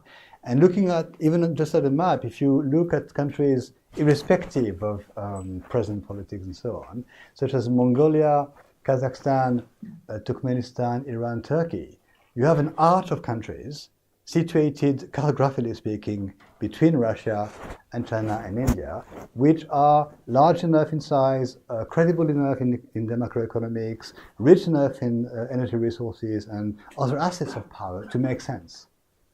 And so these can no longer, in the sense of the 20th century, 19th century, be dominated by others. This is an intuition I have. It's not a demonstrated proof. If we mention Iran, what I would conclude with is simply the fact that if you look again at the map, or if you look at the SCO dynamics going west, 3 territories make absolute sense as being indispensable to the solidification or the affirmation of the Shanghai dynamic, and this is the territories of Turkmenistan, Iran, and Turkey, linking the continent, the heart of the continent, to the open seas of the Gulf and the Mediterranean. And the greatest achievement so far of the SCO is its maritimization. It's a huge classic land power in geopolitical terms, a huge classic land and terrestrial space, now connected and linked to all the relevant seas. Which seas are the shores of SCO affiliates? The Pacific Ocean, the Sea of Okhotsk, the Sea of Japan, wrongly named for the Koreans, the Sea of China, the Indian Ocean, the Sea of Oman, the Gulf, the Mediterranean, the Baltic Sea, the Black Sea, and the Caspian Sea. All of them, except for, well, the Atlantic is a bit further on, but the Atlantic is just beyond the Marmara Sea and this is what we call in French a tour de force. I think you have the expression in English as well. And this is going totally unnoticed in the West. I mentioned to you in 2012, when Turkey became a dialogue partner, no one in the West, no one in the press noticed it. Whereas this was a diplomatic event, comparable in magnitude to Turkey becoming a NATO member in 1954, 55, possibly becoming a member of the EU, but that's gone now, and no one noticed it. The SCO summits were never really in the French press, French television, French newspapers, until 2022. For some reason, 2022, the French press and media woke up to the existence of the SCO. And so a journalist called me saying, would you participate in an interview on the SCO, then the summit? And I said, no. He said, why? Because I said in 2012, your colleagues completely ignored, although I pressed them not to, completely ignored Turkish accession to the status of affiliate to the organization. And you are asking me in 2022, 20 years later than the St. Petersburg Charter, 20 years later, and all the succeeding, in fact, Iranian membership was hardly in the French press or in the European press.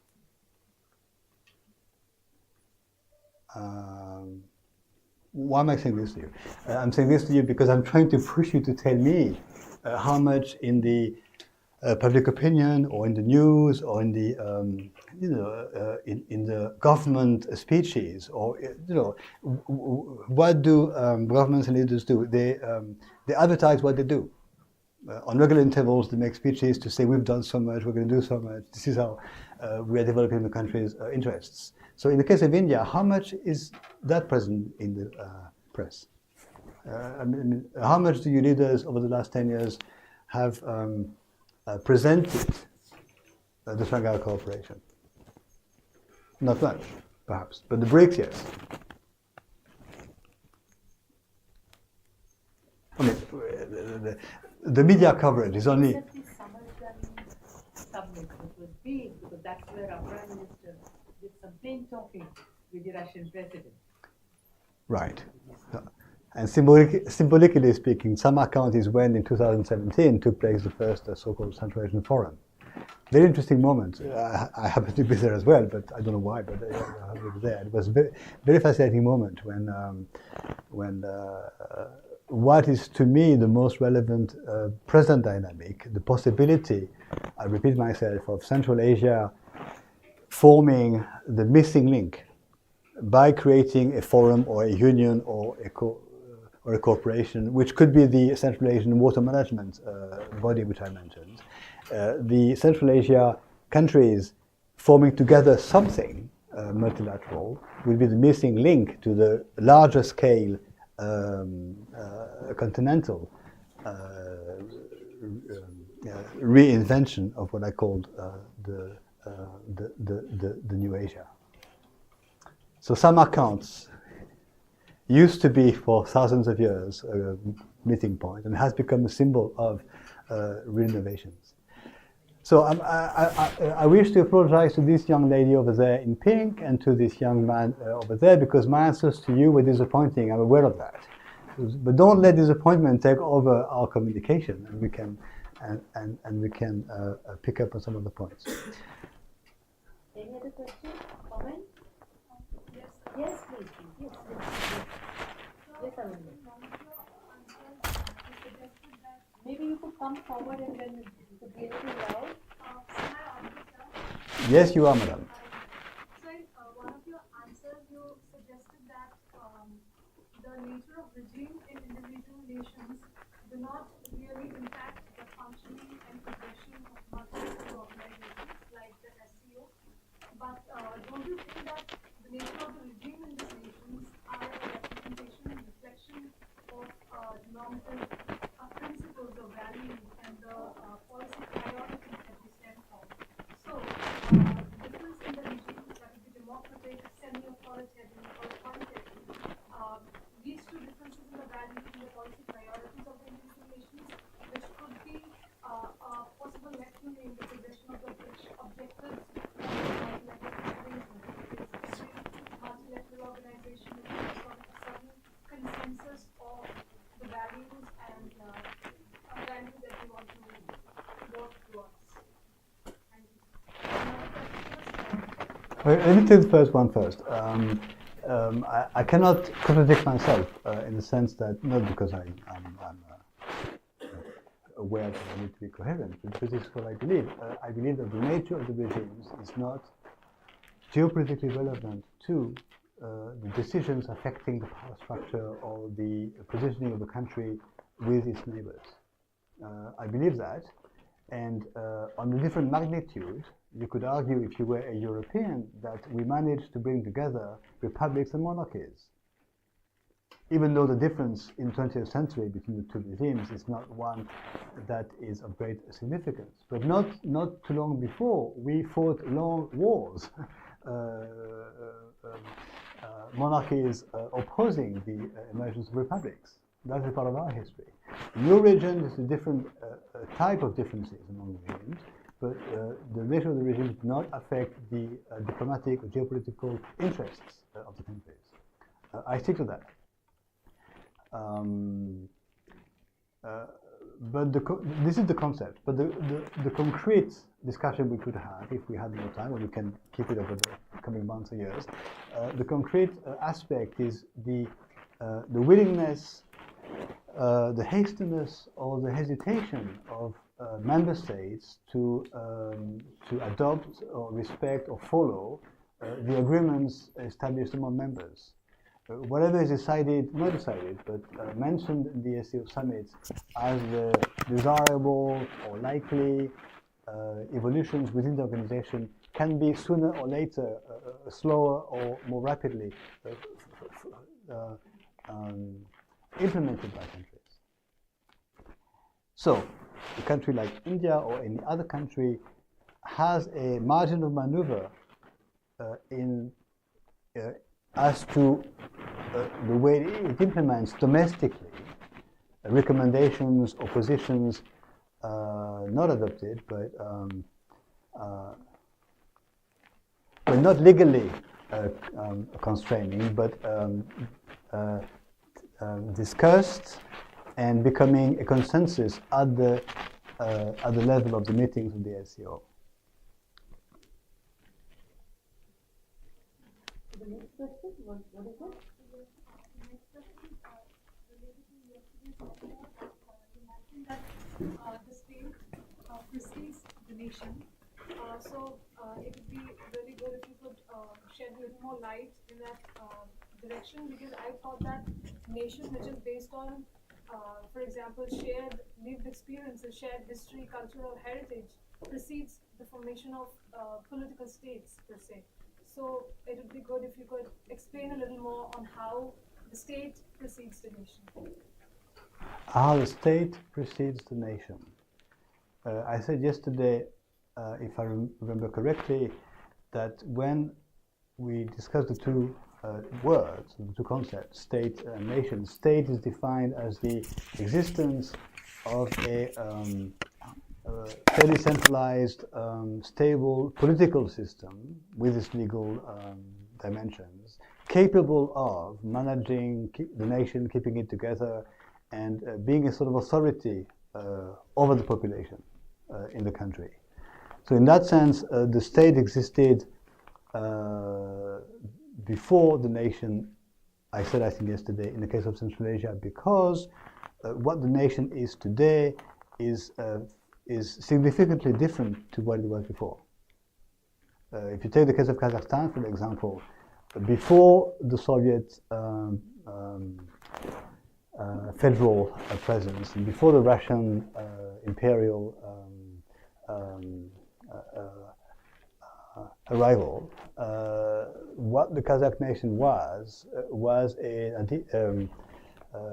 a community of nomadic tribes, Muslim, identified by a language, a Turkic language, and of course they were there was a presence of other ethnic groups. I'm not comfortable with the word ethnic, but it's accepted in many contexts. So you had in the land of Kazakhstan, Uzbeks and neighbors that were present. But that situation was altered by the what I called yesterday the displacement of populations and the coming in of very numerous other ethnic groups in the 20th century. So by the time 1991 came about, the situation was that there was a legacy of a Kazakh Khanate, or whatever is a politically defined system, plus a inherited practice of institutions from the Soviet regimes. So basically the modern institutions of the state, the courts, the ministries, that sort of thing was in place, but the nation had to be reinvented in many ways. So in that sense, the nation came after the state. I'm not saying my expression is fully satisfactory or a complete form of academic presentation, but this is my analysis of my perception of a country which I have been visiting and teaching in for your kindergarten days or primary school days. in the sense that certainly in 1991, what was the situation from a social or sociological point of view? It was a situation where what we call the nation were certainly former Soviet citizens, no longer having a Soviet passport, no longer not really knowing what to do with the mention on the Soviet passport of their nationality. As you know, the passport mentioned two things. It mentioned the citizenship, which was Soviet, and the nationality, which was the Est nationality. So suddenly they had to decide what to do with it. And so they immediately invented the word Kazakhstani, or Uzbekistani, or Kyrgyzstani to suggest that there was a new word echoing a new reality, which was an idea conducive to fairly mutual acceptance of each other. They were not immediate ethnic violence to take place in the country.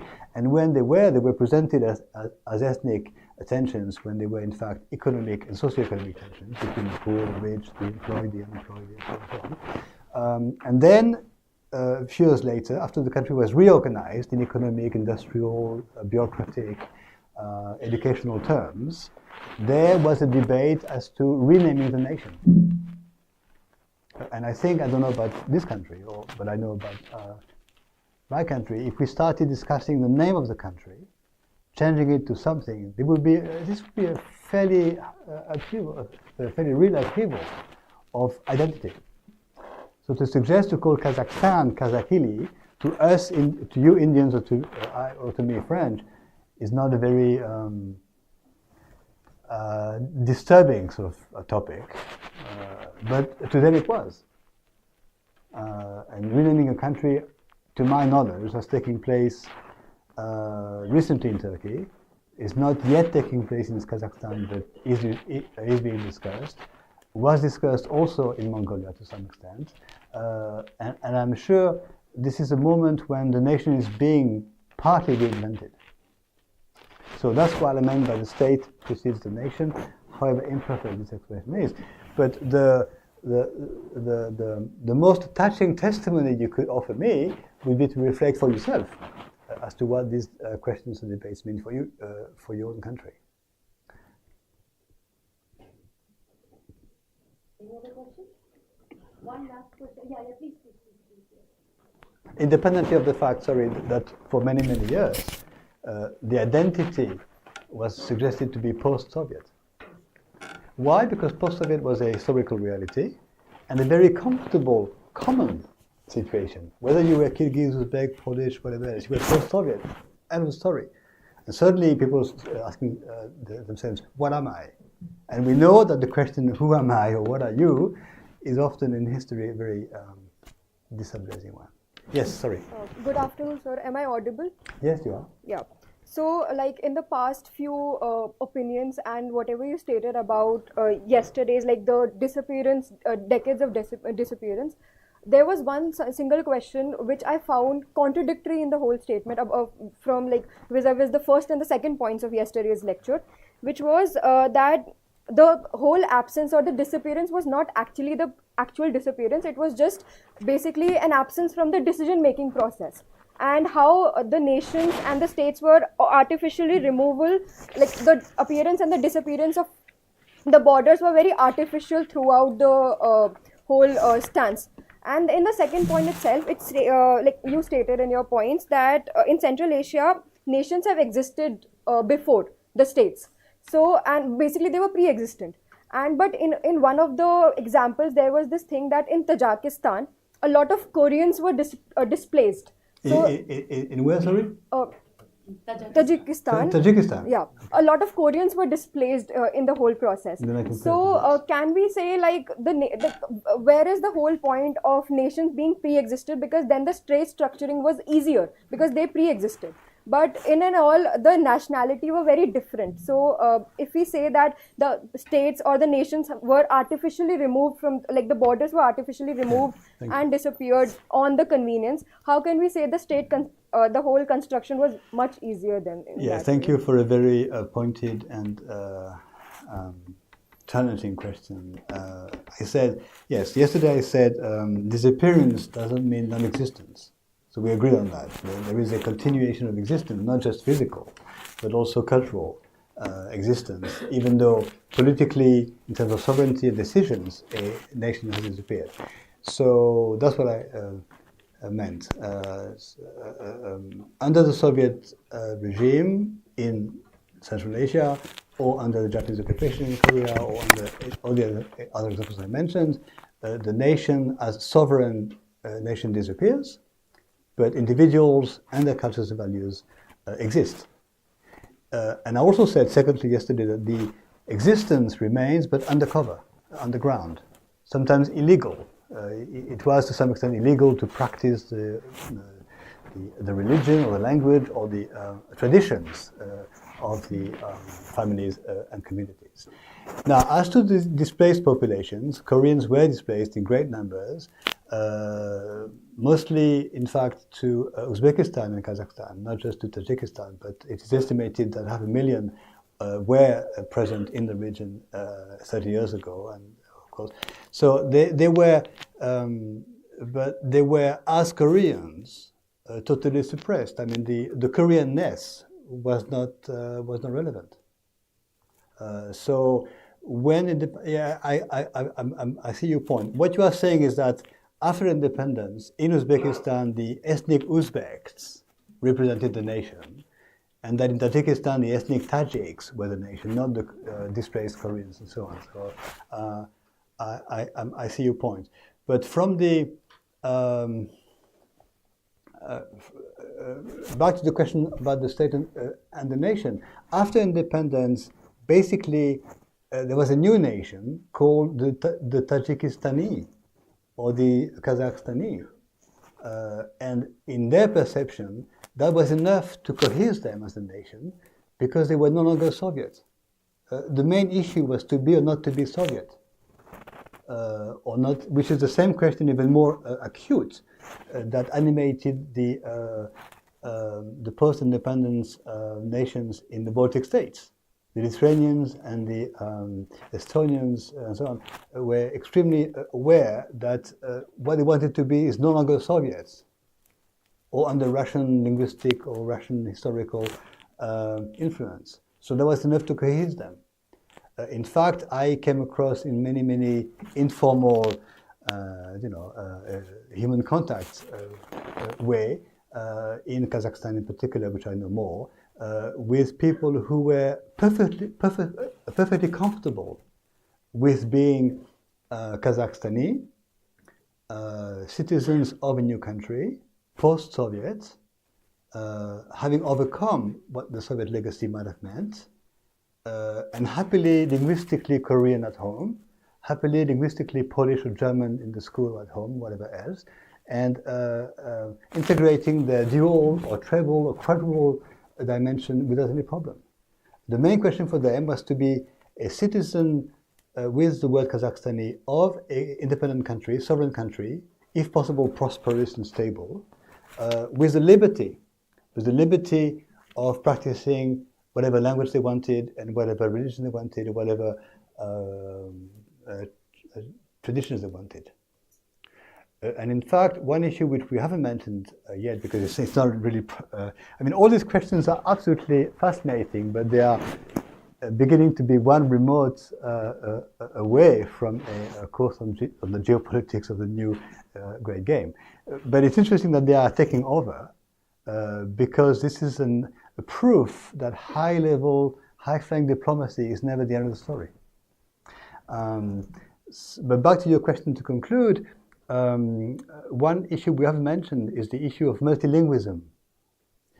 And I see two different historical realities when it comes to post-something, post-colonial, post-independence, post-something, is how governments or states or whatever dealt with the linguistic issue.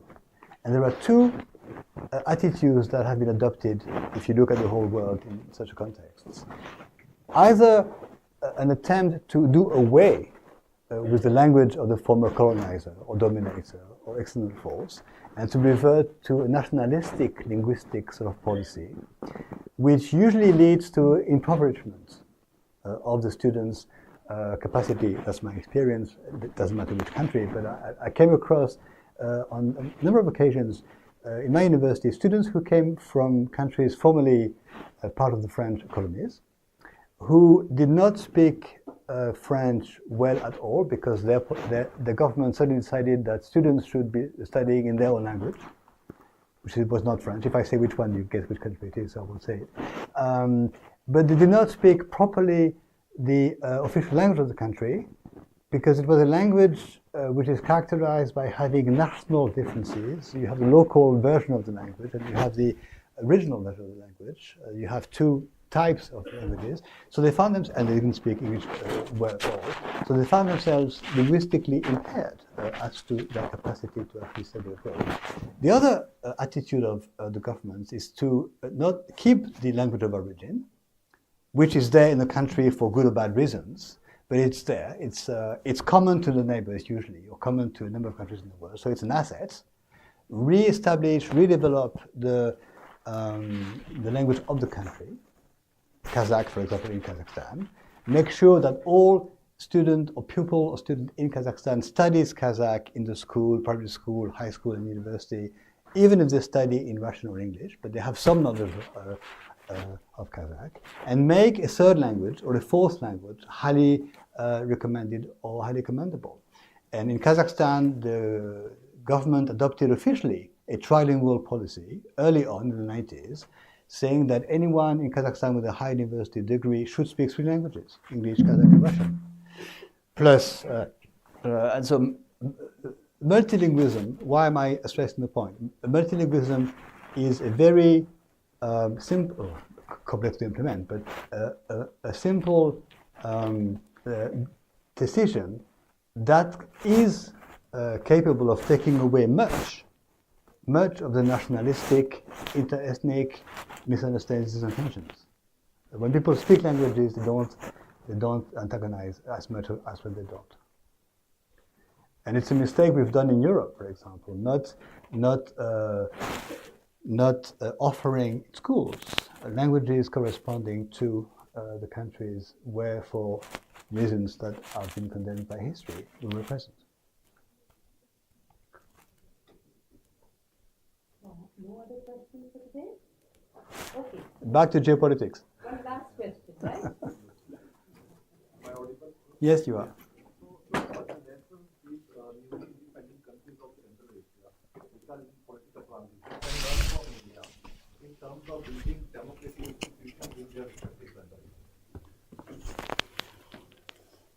What lessons can they learn from you?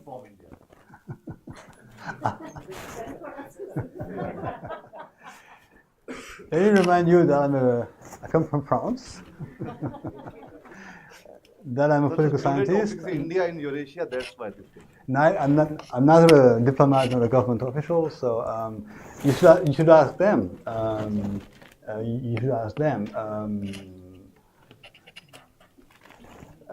Is the question what they could learn or what you all together could share? I'm not quite sure. The answer I can make to you, which I think is appropriate, is that we ought to understand with the word multi that there is something common to large parts of the world and not so present in the case of Europe and in the West. I will come back to that just now. So when there is a multi-something reality, and what word comes after multi is sometimes contentious, whether it's multilingual, multi-ethnic, multicultural, multi-religious, whatever. What comes after multi is touchy in human perceptions, but in the conceptual terms, it matters less than the multi. Whether you keep the multi or whether you try to do away with the multi, that's the issue. So as far as I understand of India, I'm very ignorant about India, but you've kept the multi in many, many ways, and they have too. So in that sense, it's not an issue as well. And in fact, if you look at the countries which we are mentioning, China, Russia, and the others, they're all multi, officially or not, multinational in China officially, Russia, I suspect to some extent too. So it's not an issue as well. So so that's my answer to you. Now, when it comes to democracy, I'm not willing to open the discussion on democracy, because if we do, we'll come up with multiple definitions, imperfect ones, and the debate will change from geopolitics or regime dynamics or historical evolutions to details of implementation of ideals. So we are talking about ideals or ideas or concepts or historical evolutions. Are we half an hour late? Yeah, we're done. Yeah, we have a minute. Yes, in case you want a minute. But you want a minute? No. I think that after 3 days together, you are more encouraged. I mean, you're more than encouraged to actually bringing more Indian views into this room. This course, the purpose of it, if I go back to the basics, is to understand to what extent there is a new Asia in the making, which I call the Shanghai Cooperation, not just the organization, but the whole context, and to what extent India is interested, willing, active, or attentive, and so waiting and seeing what happens in terms of that. And the answers that have come to you to that question already, whether you're aware of it or not, is the fact that some alternative dynamic is more important than the SEO. It's the BRICS, or maybe some others. So this is what I'd like you to tell me about in the coming days.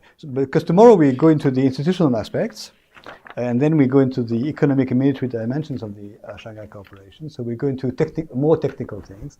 But for next week, you should be preparing this. And also there will be an essay to write at some point. So, okay.